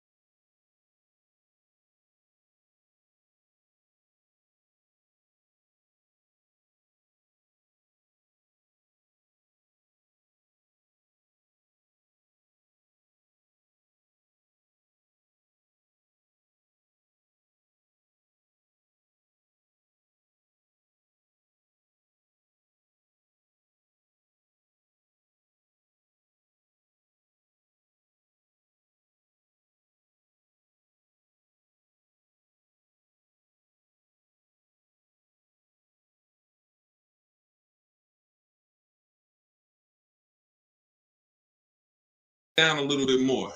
Why ask about the MSRP? This question is from TikTok.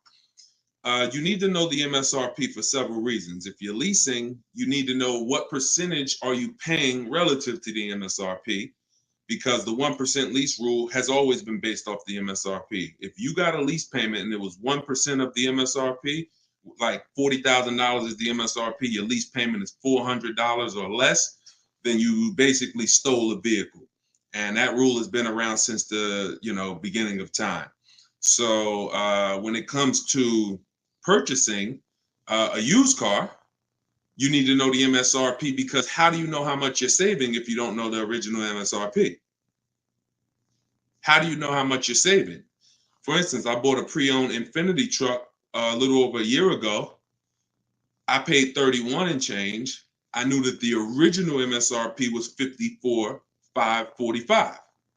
Without knowing the MSRP, I wouldn't know how much I was saving off the original. And that's the only thing that's really important when you are shopping for a used car and you're trying to make sure you're getting a great price. There's other things you got to be concerned. There's 2 main things when you're buying a used car. Got to make sure you're getting a great car. You need a quality vehicle, That has nothing to do with price. Then the second thing is you got to make sure you're getting a below market deal and make sure you're paying a great price for it, in which case you must know the MSRP. Great question. Great question. All right, we got Dolan. Dolan will be bringing in questions from all platforms. We're live on TikTok, Instagram, YouTube, and Facebook. So just start typing your questions, and we're going to get to as many as we can in the hour. And, if you have a follow-up question, I'm just going to try to blitz through. So you can certainly throw up the next question whenever you're ready, Dolan. I'm 8K under. My credit is challenged. My car is in danger of getting repossessed. What do I do? All right. This one's also from TikTok. I'm 8K under. What do you mean 8K under? I'm probably underwater. I'm going to assume that means you're underwater, negative equity. If that's the case, then what you want to do is you want to get the, so you're at negative equity, but then you're also behind on payments. I mean, you got to catch up on the payments. I mean, you could try to refinance. You're going to have a hard time. Negative equity, you can't sell it. If you had positive equity, you could sell it. You gotta make money. It's grind time. Like there's certain things in life where we have bills, and the only situation we can do is pray and go and make money. Without money and bills, anyone's going to, this is a hardship, but this is without money or somebody to help you. I can't think of anything. You have a payment due. So, the best thing you could do right now is to focus on how you can make some money so that you can pay the car. Negative equity isn't the biggest problem. The biggest problem is the car is in danger of being repossessed. If the car gets repossessed, now you got to start over. It's not the end of the world, but you're certainly going to have to start over because you're going to have a repossession on your credit, and you're going to have to buy a car with bad credit. I would be trying to rebuild my credit. That's what I would be trying to do. Make money, and if the car gets taken, you got to start rebuilding your credit. Follow Shonda Martin. She's a great resource on all these platforms. And but yeah, man, money answers to all things. Book of Ecclesiastes. So figure out how to make some money, man. Work overtime, double shift, second job, start a business on the side. As long as it does, you got to make some money. Can't make car payments without money. So go ahead, Dolan. Wish you the best, man. Keep me posted. This one's from Instagram. On a 3-year-old used car, what percentage from original MSRP should I be looking at for a price point? It goes by comparison.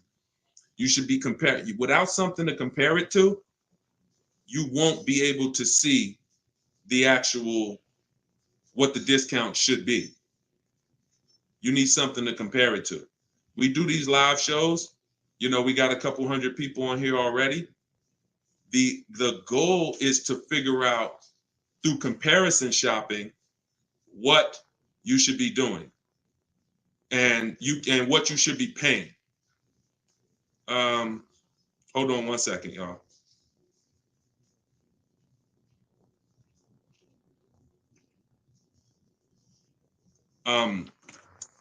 Yeah, so that's the goal. You don't know what a fair price is, what a great discount is, until you are not, until you have other offers to compare it to. That's the problem. Go ahead, Dolan, shoot the next question up. Like, I didn't know that 42% off my Infiniti that I got was a great discount until I compared it to the others. I narrowed it down to 4 choices, and then 3 of them were not as big of a discount. And, one of them was, most of them were in the 30s. This particular one was a 42% discount off the original MSRP. Go ahead, Dolan. Oh, this one's TikTok. How do I get the lease rate down? You always, listen, the only way you're going to get a great lease deal is by comparison offers. You got to get at least 5 offers because 80% of dealers are overpriced. And the only way you're going to see that is by looking at other offers. See, most of the questions y'all are going to find out have to do with you shopping for cars the way you shop for other things in life. You shop for everything else. When we get great deals, it's comparisons. Everything we do is a comparison. Now, the only way you have price assurance is through comparison. and knowing if somebody tells you, we guarantee no one will beat our price, or hey, Walmart says you could buy this item and if you find it at a lower price, we'll match it or we'll beat it. See, that's price assurance. That's comparison. That gives you peace of mind of knowing I'm not overpaying. And the only way for you to bring that same piece, the reason why we're able to, and for those of you, if this is your first time on a live with us, type 1. If you've never been on a live stream with me, type a 1 in the chat. See how many first time people we got. How many people first time? What y'all are going to see is what I'm teaching you to do is shop for cars the way you shop for everything else. Because the way you shop for cars now, you don't shop for anything else like that. Okay, Ronnie, I see you, Stoner Kid. Okay. I see you, Amelia. Okay, Batman, good to see you. Edgar. Okay, Paul, we got a lot of first-time people on here. So what you want to do is start shopping for cars the way you shop for everything else. And we get great deals by comparing offers. Now, some of the people I'm going to introduce you to and the way they've gotten their deals is by using what I'm teaching you. Everything that I teach comes out of my new digital book. It's called Car Shopping for People That Hate Car Shopping. 7 Steps to Saving Time, Money, and Avoiding Dealerships. So in that, I have 2 systems for how we comparison shop. One's for new cars and leases. You got to get at least 5 offers. And some of you are like, Deshone, how do I get 5 offers? Well, you stay on. We're going to talk about that. It's easy to do when it's online, but you won't see how different the prices are. When you see, man, everything seems overpriced, it's because you're dealing with what I call the 80%. Dealers that are the 80% are overpriced. They're going to charge you as much as they can because they don't think you're going to find the 20% dealers that are going to beat those offers. So when you talk about how to get a lease rate down, like you look at somebody like Danielle. This is Danielle's lease. She just got a lease on an Audi not too long ago. $44,000 vehicle. She paid $550, no money out of pocket. She just gave him $550, drove off. No down payment. So a lot of the things you're going to see, this is the reason why I represent the Unlearn, Relearn brand. Because a lot of what you've been using, you got to unlearn. It's not going to work here. But I'll help you do that.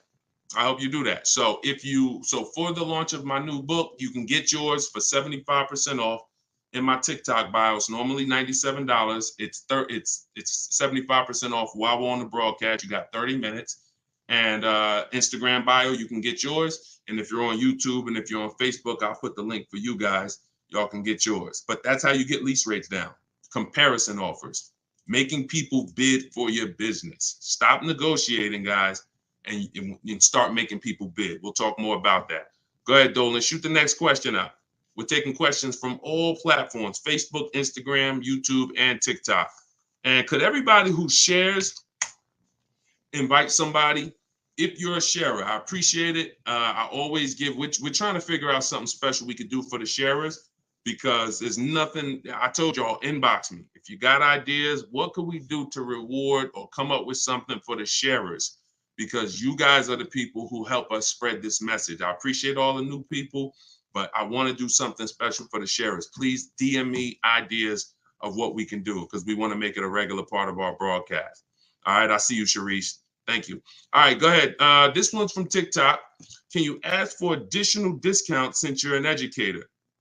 See, the problem is if there's a rebate, then you'll get it when you reveal it. If there's a first responder rebate, you can't depend on a dealer to tell you about it. Some of the 80% won't tell you about it. Some of the 80% won't give you the whole thing. If it's a $1,000 rebate, maybe they'll tell you it's $500. We don't trust the 80%. When I was in the dealerships, I saw how the 80% moved. The 20% are the people those are the people you have to find. It's not, you can't just walk in. Unfortunately, there's 17,000 new car dealers in this country. They don't have labels on them. There's not one that say, we're the 20% that beats everyone. You have to find them and you need a great a bidding system. You can do it manually by phone, or you can do it my way by email, copy and paste. So, but you're not going to, it's like people who said, well, I have a GM, I get a special price with Ford. I get a special price with General Motors. You can't depend on the dealer you're dealing with to tell you the special price and to tell you the rebates if they have them. The only way you're going to see it is by getting at least 5 offers, and then you'll be able to reveal who gave you the real offer. It's unfortunate, but it's actually better for you, because who's not a good negotiator? Type not me if you are not a good negotiator. Just speaking honestly, you're not a good negotiator. It's not your thing. I consider myself to be pretty good, and I won't do it. All right, Danny said not me. Okay. Rai, sorry, I butchered your name. Lovey, okay. This is going to work for everyone who's not a good negotiator. Now, I am a good negotiator, but I won't shop that way. I'm always going to get bids, because if you're negotiating with the 80%, they're so overpriced. Even when they drop down a couple $1,000s, you're still overpaying. That's the whole point. That's why it's best for you to sit at home where you're in control. You can use my way, which is email. We copy and paste. I have a strategy in my book. It's called 25 to 5, where you're going to connect with 25 new car dealers. This is only for buying and leasing new cars. This is not for used cars. I have a different strategy for that. But you're going to sit at home. You're going to connect with 25 dealers online in about 20 minutes. And that's going to get you 5 offers using my scripts, using my replies. Now, the manual way to do it is to pick up the phone, call, and speak to at least 5 sales managers. But you need to get 5 offers. That's the only way you're going to see how much money that the 80% we're trying to overcharge you. Does that make sense? And it goes with the same thing with military discounts. Doesn't matter. Special pricing, employee pricing. You must shop multiple offers, because you can't trust the 80% to actually give you the real numbers. All right. Go ahead, Dolan. Bring the next one in. We're taking questions from all platforms. Did I post that link? The book is not good for used car. Absolutely. That's just my system. You're going to hear me talk about 2 systems of shopping multiple offers and options. One's for new cars and leases. That's called the 25 to 5. One's for used cars. That's called the multiple marketplace strategy. When we shop for used cars, we have a different strategy. You must shop for your best used car offer in a different way than your new cars. It's very different. They're both in my book. Y'all will hear me talk about them on my videos, on my social media videos if you've seen them, and you'll hear me talking about them on the live. 2 totally different shopping strategies based on your goal. All right, this one's from Instagram. When you walk into a dealership, the salesman comes at you right away. Can you tell him you're just looking for now, and I'll come get you when I see something? Of course you can. So, using what I'm telling you, you should not spend more than 30 minutes in a car dealership ever. Tons of people that you'll see, the more you stick around this broadcast and the more you learn and the more you see our community over here. We've been doing this for 3 years, teaching the public. We've got 1,700 people we've worked with personally, a couple thousand books. People are using this stuff. It's not just the saving of money, it's time. You shouldn't be in a dealership if you're not there to test drive, or if you're not, see, we have something we call shopping, not buying. Very different. That's actually step 4 in my book. There's 7 steps. The last step is delivery. Step 4 is something I call shopping, not buying. You have to learn, if you're going to enjoy shopping and take control of your car deals the way I want you to, that when you are shopping, you are deciding what you want. That's shopping, deciding what you want. You can get your copy of the book in my TikTok bio. Everybody got 30 minutes to get it for 75% off. Somebody on TikTok said, how do I get the book? It's in my TikTok bio. If you're on Facebook or YouTube, you can scan the QR code, or you can go to deshonsbook.com. If you're on Instagram, you can go to my Instagram bio. It's normally $97, but it's part of our official launch. You can get yours for 75% off. So when you are there with a purpose, which means no one can actually talk you into something, because you're clear on what you're here for. I'm here to see what I like. I'm here to decide what I want. I got my kids with me. I'm here to see how this vehicle is. Is it comfortable? This is only for new cars and leases. We don't test drive used cars until the end. That's a different thing. And as I'm answering questions specifically. So when someone asks about a used car test drive, we'll talk about that. For those of you who are leasing and buying new cars, we are there to test drive and decide what we want. That is it. We do not talk numbers in the dealership. Listen, I want y'all to remember this. You will never, using what I'm telling you, you will never talk numbers in the dealership. If you are coming there to see a used car, the deal is made already before you get there. Your numbers, everything should be established online. That's the multiple marketplace. There's a very simple process that you can follow for shopping for used cars. By the time you walk in the deal, who's ever had a dealership that they had to walk out of? If you've ever had a dealership where you had to walk out of, type me if you've ever walked out. Somebody wasted your time. Somebody tried to, whatever. You went there and you're like, man, I'm leaving. This isn't good. I'm glad you did that, but I want you to get to the point where no one can even waste your time.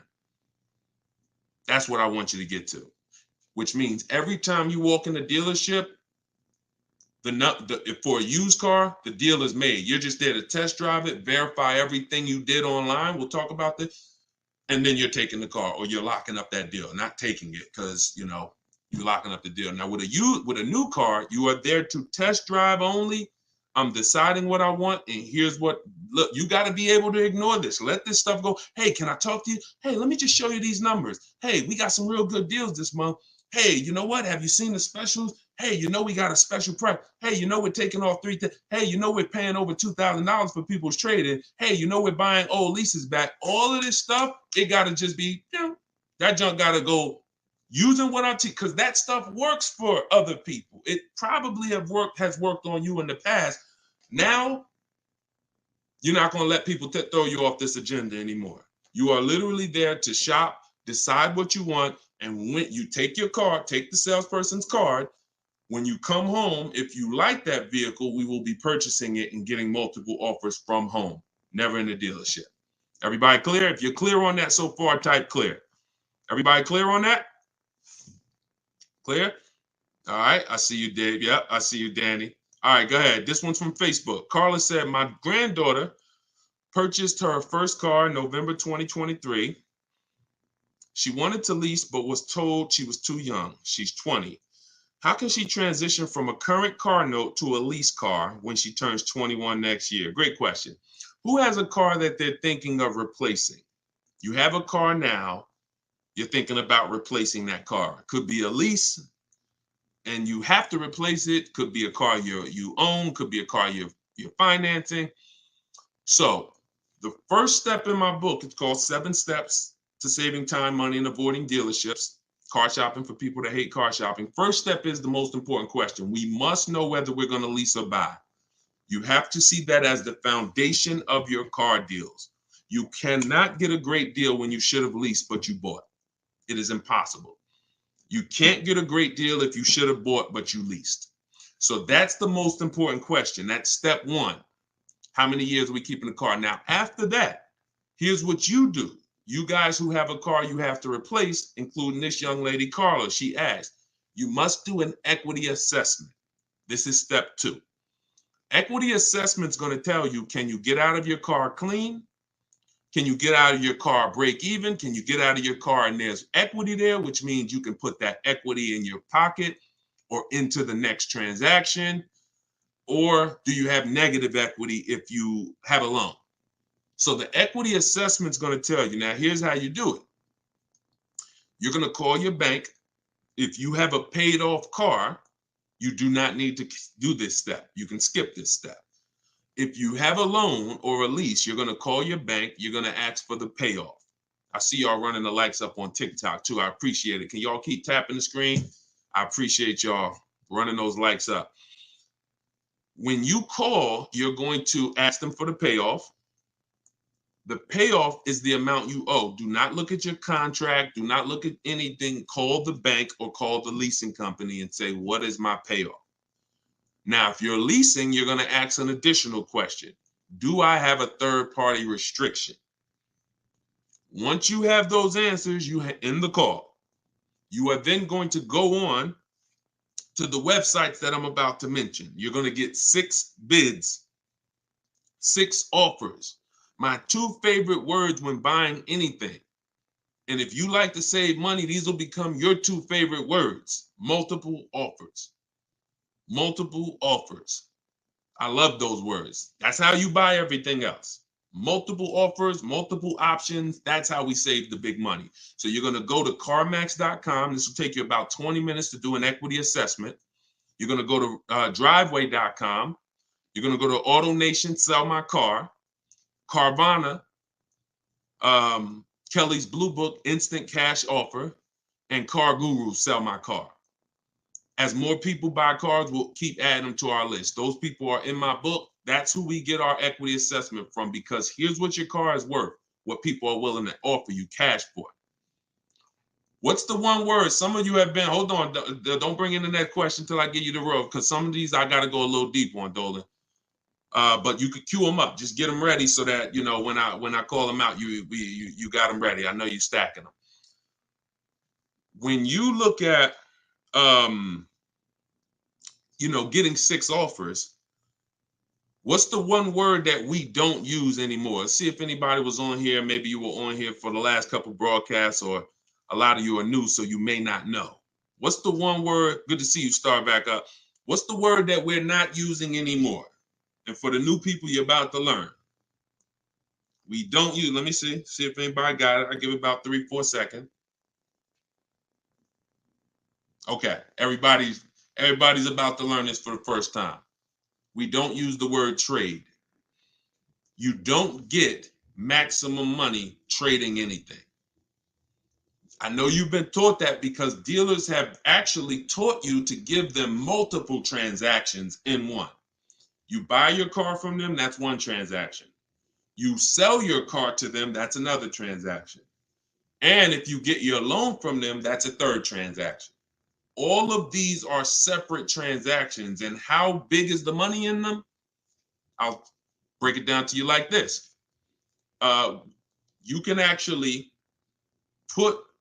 there are companies that only want to lend you money. They don't sell cars. That's how much money is in loans. There's companies and people who just want to buy your car. They don't want to sell your car. That's how much money is in buying cars.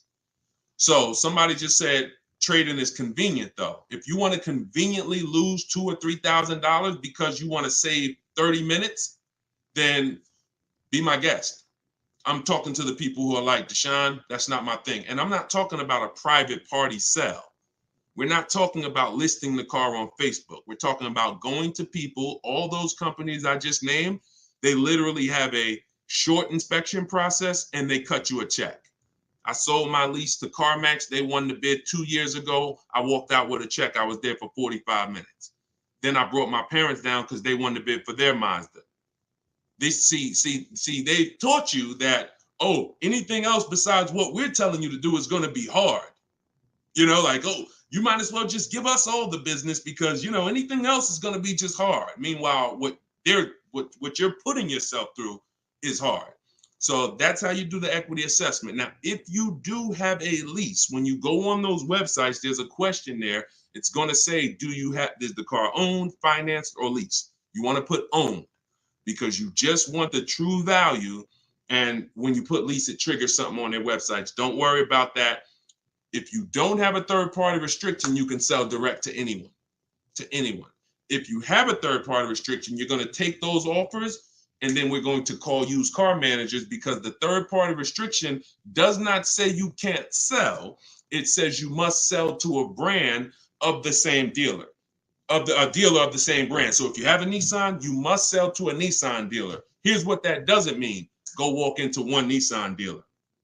We get bids, we speak to at least 3 to 5 used car managers, we get bids. Are y'all starting to get the sense that everything we do is a bid?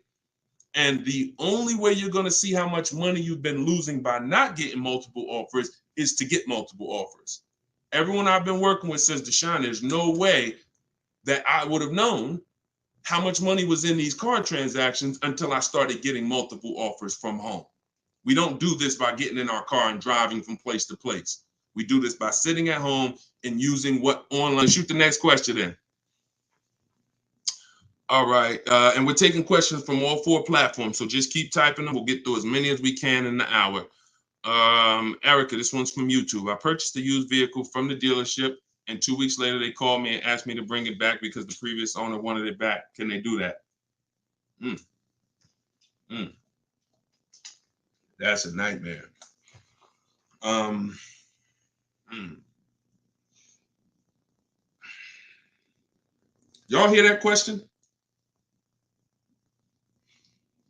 Erica purchased a used vehicle. 2 weeks later, they called, asked to bring the car back because the previous owner wanted it back. So it's less about your transaction, and it's more about if the transaction with the original owner was legally closed.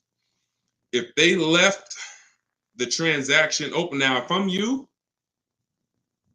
do you have your paperwork? You have all your loan? And here's the most important thing. Has the loan been funded? Is there a new loan attached to that vehicle under your name? Are they in the process of registering that vehicle under your name? Now, here's where you could be dealing with the crap that the 80% of dealers who are scumbags. This is what they do sometimes. They'll take a car from a customer. They're waiting for the title. They technically don't have the legal right. They have the legal right to sell the car, but there's a loophole there probably because they haven't gotten the title from the owner. And if the owner comes in and says, you know what, I changed my mind, and the owner's holding the title. But what I would do if I'm you, somebody got to call me. I want to look at your paperwork. If you have a loan, Erica, whatever bank you're going through, I would call them, and I would call if the bank knows you and they've established an account number for you, and they're like, yes, Miss Maxwell, we know you. Then I'm holding on to the car until somebody comes and pries it from my hands because I have a legal right to this car. There's a loan under my name. You have my money. You have started this process. If none of that's in place, then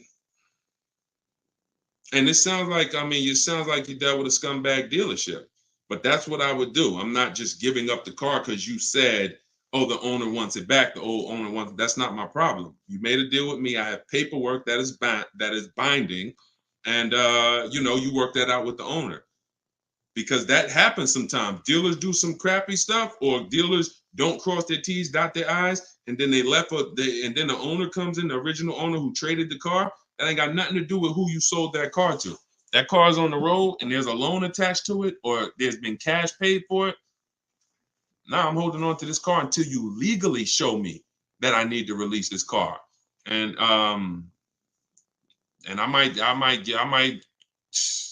call a lawyer and see, can I get some damages out of this? Like, this is just, God, the 80%, we got to put them out of business. And the only way you get these wolves out of business, y'all, is you got to starve them. I'm telling you, the more people that shop online, when you learn how to shop online the right way, people like this won't be able to exist. But because most people are still going in the old way shopping, giving them a chance to do this, keep me posted, Erica. It sounds like it's a terrible situation, but please keep me posted on that. Go ahead, shoot the next one in, Dolan. This one's from TikTok. What's the best practice for buying a car after bankruptcy? If the bankruptcy's been discharged, start rebuilding your credit. I've seen people who went through a bankruptcy. Once it was discharged, they started building credit immediately, and they were up to a 700 score in a year. So, it's the key is not to come out of bankruptcy and start buying stuff. The key is come out of bankruptcy and start rebuilding your credit, because if you can do it relatively quickly. Everyone should be following Shonda Martin. Some of you may know her. She's all over all these platforms. She does what I do, but she does it for credit. She'll do lives. The girl is brilliant, and I tell everybody about her. But that's the whole thing. You should be rebuilding your credit. You can do it quick. Get yourself up to a high 600-700 score, and then go and get a car. That's what I do. Go ahead, Dolan. Shoot the next one in. It's another one from TikTok. How do you feel about buying a car with a credit card? I don't. Credit cards are 20-something% interest. I don't carry a balance on my credit cards. Shonda doesn't recommend carrying a balance on her credit cards because the interest is exorbitant, and we would never buy a car with a credit card under any circumstances. Instagram. How do I keep my credit score from taking a hit each time I shop for a vehicle? Okay, good question. Let's go into detail on something I call the bank bidding war. Okay, this is something that I'm sure, unless you guys have been on here before, you've probably never heard. So you heard me say everything is a bid, right? So the same way we make dealers bid for who wins our business, who's going to sell us a car, same way we make the companies bid on who's going to buy our car, that's the same way we make banks and credit unions bid. 1 point on an interest rate on a $30,000 loan could be $1,000. So we're looking, so we take interest, we take shopping for car loans as serious as we take getting bids for the new car. There's thousands of dollars in loans. Remember what I said about 15 minutes ago? There's people who just want to give you a loan. That should tell you there's a lot of money in loans. They don't sell cars. So if there's a lot of money in loans, you're going to see this isn't about relationships. You're either going to be a relationship person or a money person. If you want to be a relationship person, type R. That's going to cost you money. And what I'm telling you, if you want to be a money person, if you want to save all the money that you should be saving, type M. That's going to come at an expense of relationships, because your bank is not your friend. They're in the business of making money. All right, I see you, Jennifer. I see. All right, a lot of people typing M's. Listen, if you used to go to dinner with your car salesman, invite them to the barbecues, that's going to change when you start getting bids. Unless he just wants to compete. If he's willing to compete, then it won't change. But going back to what Cindy's asking, how do I keep my credit score from taking a hit? So there's a way you do this bank bidding war. There's 3 rounds to it. 3 rounds to it. The first thing we're going to do is check to see, are there any special interest rates for the car we're shopping for? Because if the bank is offering you 0%, 0.99%, this will only come from the company that makes the car. This won't come from a bank or a credit union. When you see 0%, 0.99%, it's like a finance rebate. It's like they're incentivizing you to finance, giving you very cheap or free money to use. No bank can compete with that. So the first thing you're doing, whether you're shopping for a new car, used car, is checking there. That's round 1 of the bank bidding war. Because if you do see that, there's no other reason to let anyone run your credit. That's what I'm getting. I'm going to get the 0%. I'm going to get the 1.99. Now, if that doesn't exist, now what we're doing is we're shopping for our car, and we're going to lock up our car, get our offers. No one needs your credit. When you're getting offers the right way, no one needs your credit to give you an offer. That's a lie. Deshone, they told me they did. They lied to you. What I tell you about the 80%? The 80% lie, straight face, look you in the eye. So we're going to get our offers. Once we find the best offer in the market, we reserve the car, we take that buyer's order, we come home, and now we're going to let tons of people run our credit. Isn't that going to make it go down? Here's how the bank bidding war works, and you can Google this. The credit bureaus allow you to have multiple people run your credit within a finite period of time. Experian has an article on this. They say between 14 and 45 days. If you're letting all these people run your credit within this period of time, what it looks like to the credit bureaus is you're rate shopping. You're rate shopping. They're not going to penalize you for rate shopping. They will penalize you from going to dealer, letting this dealer run your credit, letting this, oh, I'm trying to buy this Chevrolet. Oh, let run my credit. And then here I'm at a Nissan dealer. Okay, I'll take the Nissan Altima, letting them run your credit. You'll be penalized for that. That is not what I'm telling you to do. I'm telling you, don't do that. So when you get your car, you're bringing that home, and you're going to call your bank. You're going to now call your credit union or go on their online portals, and you're going to go to every online lender. I have some listed in my book, Lightstream, Community Credit Union, and you're going to let all these people make offers for you. Because who's seen a case? This is another reason this works so well. Who's tried to reach out to their bank or their credit union to get a rate, and they say you have to have a car first? Who's had that happen? You're trying to get a rate, and they say, well, we can't get your rate. We need you to give us the details of the car first. So now you're trying to make up what you think you're looking for. Yeah, I'm looking for. No, it's because it's not designed to work that way. It's designed to work where you get your paperwork, get your buyer's order, has all the numbers on there, has the year, the make, the model, what you're paying, how much you need to borrow, and then you're calling your banks and credit unions. This is round 2 of the bank bidding war. So you're going to let all those people go and compete. Now, whoever wins that round, you're going to call the dealer the next day and you're going to say, hey, I got 6.29 from my credit union. But if you guys can beat it, then I'll do the deal with you. This makes the whole price. See, everything I'm telling you to do, if you follow what I'm telling you, the process is easy. You never got to lie. All of those people who taught you how to buy cars and you got to lie, don't tell them you got to trade, don't tell them this, you'll never hear me teach you. You don't have to lie. And the dealers will enjoy working with you to 20% because you're now giving them an opportunity. And it's very different, y'all. When you got a car, when you have a finance manager who's trying to beat the rate you got, here's the difference. And we'll get ready to queue up the next question, Dolan, not yet. Here's the difference. When you don't have a finance manager trying to bid and beat what you have, they're going to their banks and they're asking the salesperson, what's the most you think they'll pay? What's the highest rate you think they'll pay? All right, quote them at this, and then let's see if we can negotiate on the rate. That's what it is when you don't have an offer. But when you give them that, when you found your car, locked it up, and then you call the salesman or you call the finance manager and say, hey, I got 6.29. If you can beat it. Now, here's what they're doing. They're reaching out to all their 10, 15 banks and saying, let me see if I can beat this rate. Very different. And only one or two things are going to happen. They're either going to call you and say, hey, look, I tried my hardest. I can't beat the rate. Thanks for the opportunity, but you got a great rate. In which case, you have something that we want, which is who knows what we want. When it starts with a P, this is when we guarantee we paid low, the best price for everything.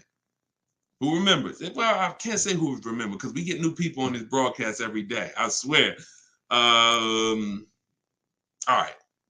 Price assurance. So when y'all hear me say price assurance, what that means is you don't drive off anymore hoping you got a good price. Talking to your spouse, hey, you think we could have did better? You think this interest rate was too high? Could we have got a better interest rate?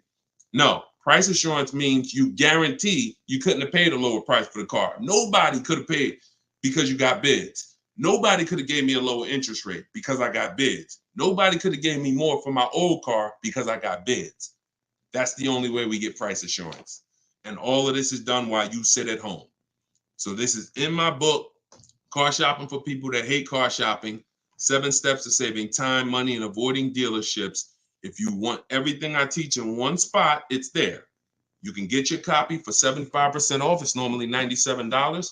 And you can go to my TikTok bio. It'll be in your inbox in literally 5 minutes. The reason it's a digital book too is because things change. Vroom just went out of business a couple months ago. They used to be one of the people who competed for our business.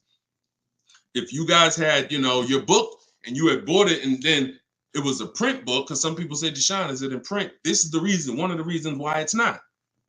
If Vroom is in that print book, what happens? Now I got to jump on live and say, hey guys, volume 2 of my book is out because things have changed. Get your volume 2. I don't want to do that. You get this one time, and then I update it when Vroom went out of business. I updated the master file. Everybody who opened their book, no matter what, it was relevant. And that's one of the biggest reasons why it's a digital book. So you can grab your copy for 75% off, but you got 30 minutes. Once the timer is 0, it goes back up to 97. In my Instagram bio, in my TikTok bio, or you guys can, I'll put the link right here for you guys on YouTube and Facebook. You can go to deshonsbook.com. Oh, wait, I put the wrong one. I put it in my bio here. All right, Dolan, you can queue up the next question. Keep typing your questions, y'all. We got some more time. We're going to try to get through as many as possible. And we're pulling them from all platforms. We're on Instagram, we're on TikTok, we're on Facebook, and we're on YouTube. So we're pulling questions from all platforms. This one's from TikTok. Can you use the equity in your lease towards the purchase of a used vehicle? Most certainly, Eddie, the equity is yours. Once you identify your equity and you know how you're going to get it, who you're selling to, you can either put that money in your bank account or you can use that as a portion of you can use that towards your next car deal. That's your money. Your money. Go ahead, next one. This is another one from TikTok. I need a bit of advice. My son totaled his car. It was a loan Honda. Should I lease or buy this time around? I'm looking into maybe lease an electric vehicle, but I never have leased a vehicle. Okay, it's a very good question. Should I lease or buy? Let me show you. Some of you, let me show you this. Let me ask a very important question. In my book, this is called Step 1. Whenever you hear me say the most important question, this is what I mean. It's the first thing you do. When you want to buy a car, when you like, hey, I'm thinking about a car, this is the first question you ask yourself, and it's the most important question. How many years are you keeping the next car? Come on in, and everybody type your comments. Keep that question up, Dolan. Everyone who's car shopping and who will be soon, how many years are you keeping the next car? Lula, if you just jumped on, I don't come to dealerships because we shop online. So there's no way for me to come to a dealership with you. If you stick around, you'll learn how we shop. There's no reason for you to need somebody with you when you're in your house making car deals. Everybody answer. Everyone who shop, I want you to actually think about this. How many years are you keeping in that car? We're answering that question, Rob. Just tap into the broadcast and what I'm answering before you, because we're literally answering the question someone just asked, should you lease or buy? And the more you stay on the broadcast, because many of you are in the same situation, the more you're going to see someone's going to ask the same question as you. So just listen, and then, most times your question's going to be answered. All right. If it's electric, 3 years. Buying all cash. How many years are you keeping the next car? I got to just pay attention to the people that are listening. I'm sorry. All right. Hyla, I see 3 to 4. Vivian, I see 3 years. All right. 6 years. Okay. 3. Okay. 8 years. Okay. So the first question you're asking yourself, should I lease or buy? You're going to replace that question with how many years am I keeping the car? Now, if the answer is 8 or more, then you should buy. I'm going to tell you why. This has nothing to do with how you're paying for the car. A lot of you may get attached to, if I'm paying cash, does that change anything? If I'm getting it doesn't, because the expense that you need to avoid that's losing you the most money is what I call the unseen expense. It's depreciation. So let me break this down for you very quickly. If you have a $35,000 car, you buy it today, what is that car worth a year from now? Even if you don't drive it, you got a $35,000 car outside in your driveway right now, brand new car. What is it worth a year from now? You didn't drive it 1 mile. Is it worth 35? Is it worth 35? No. Let's go deeper on depreciation, because now we're starting to see with that first question. I'm gonna ask you some more. You have to see this is the unseen expense. You buy a car today for 35, you take it back to the dealer in 3 days. Is it worth 35? No. So what does that tell you? There's some expense there, whether you buy or lease.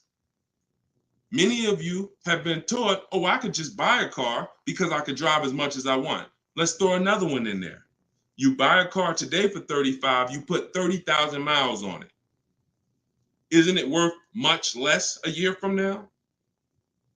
So this is the unseen expense, and this is how it's working against you. You got to look at depreciation like this. See this curve? This is where you are the day you buy the car. This is what you pay for it. This is how it's dropping over 5-6 years. So now the beautiful thing is long-term owners, who has a car outside that they've had for more than 8 years? Type me. Some of you might have been 10 years. Some of you might have been 20 years. this is what you have to see. If you're getting rid of your cars anywhere in this 6-7 year mark, you're losing money. It's no way. It's no way you can replace something you bought and it's dropping like this. But here's the beautiful thing. For those of you who are like, look, I had my car for 12 years. I had my car for 8 years. I had my car for 10 years, 16 years. This is where you're at.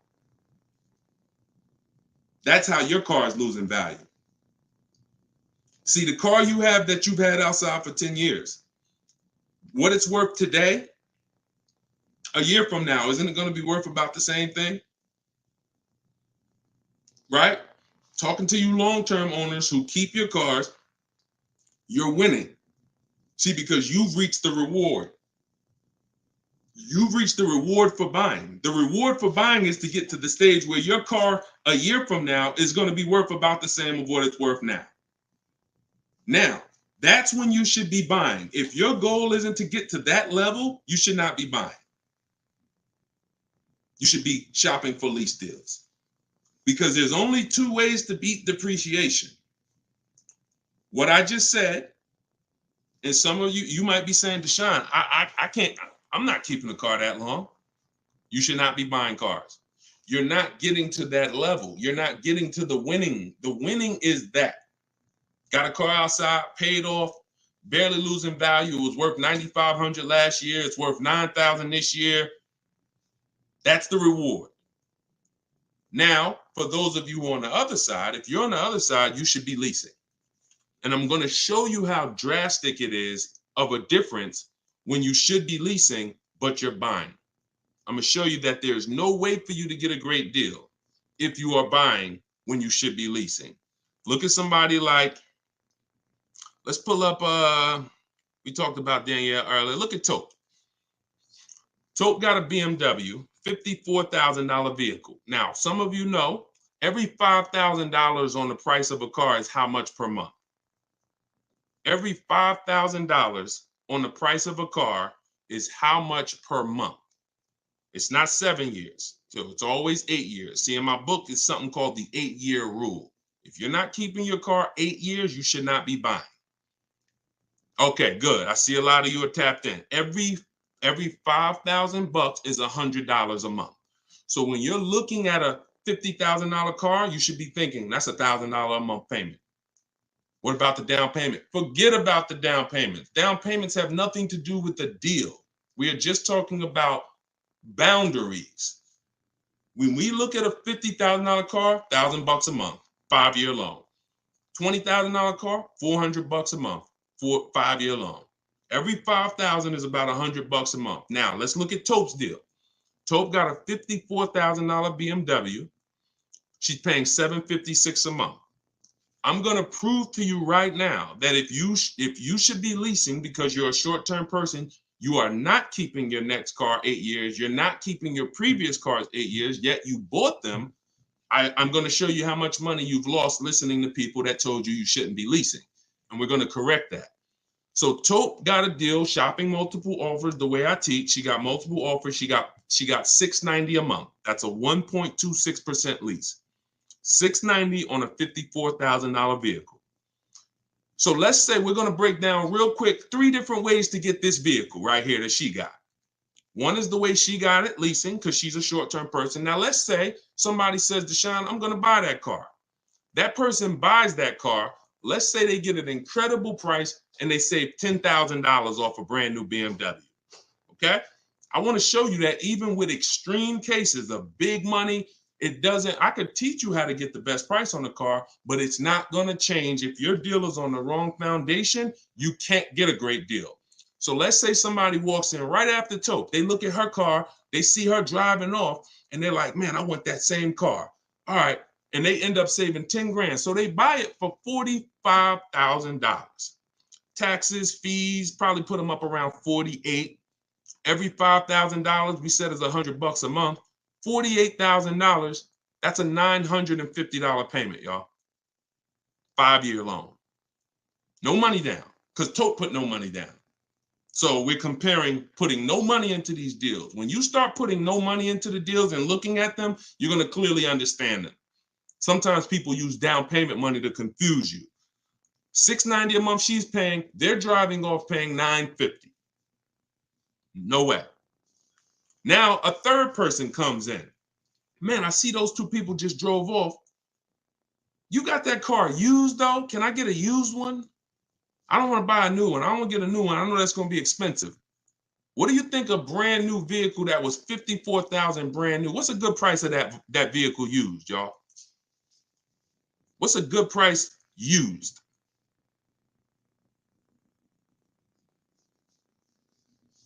I want to hear. Somebody throw something out. 40? Okay. 40? I'm going to take the lowest number. This is how it's going. I mean, it's not going to be 30. Okay, a $54,000 vehicle. You're not. Let's take 21. Okay. No, all right. I can't. We gotta use like real answers. So you're not getting a $54,000 vehicle. Oh, maybe I should preface 3 years old, right? Let's say 35. Let's say 35. Right? That's pretty conservative. 54,000 new. They find one for a great price. It's a used car. They get it for 35. Every $5,000, $100 a month. What's the car payment? 700. 700. So you have Tope, who's driving off in a brand new BMW, $690 a month. You got the person who bought thinking it saved $10,000, got an incredible discount, $950. And then you got the person who got a 3-year-old BMW. Warranty will be up next year. They're going to be on their own. They're paying $700. That's what I mean. I told you I was going to make it very clear for you that when you should be leasing, you cannot get a great deal. I don't care how much money you save off the car. I don't care if you buy a used one. When you should be shopping for great lease deals, you're not a long-term person. Now, here's where both of those people can beat Tope. Both of those people can keep their cars 8 years. Long-term, pay the cars off. Now, we see them down the line, and now they're winning. And it's not that Tope is losing. It's just that they've all won now. Everything when you purchase cars, when you get to this stage, if a person bought that car and they're at this stage now, I had this BMW for 8, 9, 10 years, and it's not losing any value anymore. Oh, you won. That's the reward for buying. But if you're not going to get there, you're losing by not leasing. That's the leasing versus buying. I call that the most important question. It's the first question. When you open my book, it's step 1. How many years are you keeping the next car? That is the first thing you ask yourself because it's the foundation of your car deals. So everything that I'm teaching you is out of my new digital book, Car Shopping for People That Hate Car Shopping. 7 steps to saving time, money, and avoiding dealerships. Step 1 is the most important question. Step 7 is delivery. So by the time you get to step 7, you're either having your car delivered or you're picking it up. This is not a book you read and then you go take a test on it. This is an action guide that gets you closer and closer to your vehicle. And when you get to step 7, you're taking delivery. So you can get it for 75% off. Get your copy. Get your 75% off in my TikTok bio, in my Instagram bio. It'll be in your inbox in literally 5 minutes. If you're on YouTube or Facebook, you can scan the QR code or you can go to Deshone'sBook.com. All right. I love talking about this. Go ahead, Dolan. We got time for, we probably got time for 2 more. Bring in 2 more, Dolan. Bring in the next one. And then we'll wrap. Yep. I drive too much to lease. See, hold on. Before you say that, you got to be very careful making statements. And I'm going to be honest with you, y'all. I will put what I teach and I put my people who learn from me against anybody shopping for cars. Because once you get this and once you get how to shop, you'll be able to do this in 60 minutes. You'll be able to get great car deals in 60 minutes. But in order for you to win, the best thing for you to do is ask questions here, not make statements. All right. This one's from TikTok. Can you use the equity in your lease toward the purchase? Oh, yeah, we got that one already, Dolan. We did that one. Shoot the next one up. This one's from Instagram. How do you compare car prices if the model has different options and packages? Are you talking about new cars? Or are you talking about used cars? let's just break down them both. How do you compare car prices if the model has different options and packages? The way we compare lease offers, we look at them from percentages. See, prices can change, but percentages don't. If I got a $40,000 vehicle and I'm paying under 400, that's a 1% lease. We call that a steal. If somebody offers me a $42,000 car, if it's 1%, then that's $420. That's why we go by percentages. Same thing with used cars. When we're looking at a used car, I need to know what the original MSRP was. I'm going to get this from the Carfax. I'm going to get this from, there's a site called With Clutch. Carfax has an agreement with a couple manufacturers where they have the window sticker there. So I'm going to get I'm not going to buy a used car, and I would never recommend you buy a used car without knowing the original MSRP, because we want to look at the discount percentage. So example, my Infiniti truck I bought, it was $54,000 brand new. The other three that I was looking at, one was 52, one was 48, one was 46. So when I compared the discount off of the new price, this one had the greatest discount off the new price. Therefore, it was the best offer. And that doesn't matter that it had more options than everything. It also had a greater discount percentage wise. That's how we compare, no matter what prices are being thrown at us. When you learn to look at things percentage, and I have calculators in my book. I have ways that we make offers. I have calculators that I've invented, online calculators where we plug in all our offers and then it spits out the counter offers that we should be making. All of that is in there. Like there's more stuff in the book than I could ever describe on this one live stream. All right, go ahead. Cue up the last one. Pick a good one. TikTok. Listen to him. He got me a check for $4K for my lease car. I said pick a good one. You picked a good one. Listen, a lot of people, and I'm glad, congratulations on that. A lot of people didn't even know you could sell leases. If you didn't know you could sell a lease, type a question mark. Be honest. If we're honest here, this is how you're going to win. Because at some point, this person right here who just said I got $4K selling my lease, at some point, they didn't know you could sell a lease. But once they discovered it, they're like, okay, I'm going to tap in. I'm going to follow what he says. And that part of their transaction's 4,000 richer. Forget what they bought. Forget how much they got off the car. Just that part is 4K. So all of you who said I didn't know you could sell a lease, think of how much money you have left on the table returning leases to dealerships without doing an equity assessment. So we must do it. So I'm very big on getting this information out. Y'all can get it any way you want. You can go through all my social media videos. As you can see, those videos are made for different types of people. Some of you are high mileage drivers. Some of you are, going to be leasing. Some of you have negative equity. Some of you are going to be purchasing new. Some of you are going to be purchasing used. Some of you are going to be paying cash. So you can go through the social media videos and piece the ones together that's for you. You can also hop on these live streams, piece the information together for you, or you can go and grab your copy of my new book, Car Shopping for People That Hate Car Shopping, 7 Steps to Saving Time, Money, and Avoiding Dealerships, and you can just have the whole playbook. And the playbook is in there for everything. So if you're leasing now, it's in there. If you're going to be getting your spouse a car, it's in there. I can't tell you how much the book is going to make you. You'll tell me. Maybe 10, 15, 20 years, you'll tell me, this book, Deshone, this book has saved me $20,000. Because the more cars you get, the more your money you're going to save, even if you're going to get one. But I just want you to have the information, get it how you want it. You can get 75% off your copy as part of our book launch in my TikTok bio. Click that link, and then same thing on Instagram. Click that link and then click the button that says get 75% off my new book. But it's only for 30 minutes. After 30 minutes, price goes back up to $97. $24 is better than $97. So, and I'll put the link one more time for you guys on YouTube and Facebook. You can click this link here that says Deshone's book. I just posted it. Or you can scan the QR code. If you might be watching us on a television, you can just scan the QR code with your phone, grab your 75%. So this is what we do. Whenever you see me live, I'd encourage you to invite a friend, tell somebody. If you see a coworker and they're like, man, I got to buy a car soon, invite them to one of our streams, because we get very, very detailed about showing you all the money in your car deals and making sure you know what you're doing.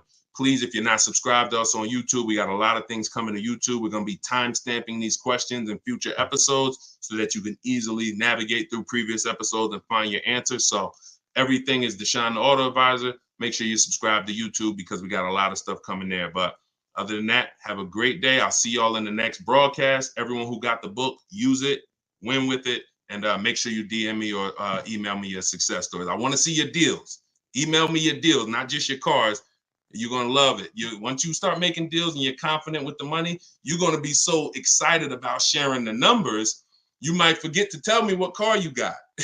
You know, Deshone, look at this price I just got. Oh, by the way, it was on this car. You know, so that's what we want. All right.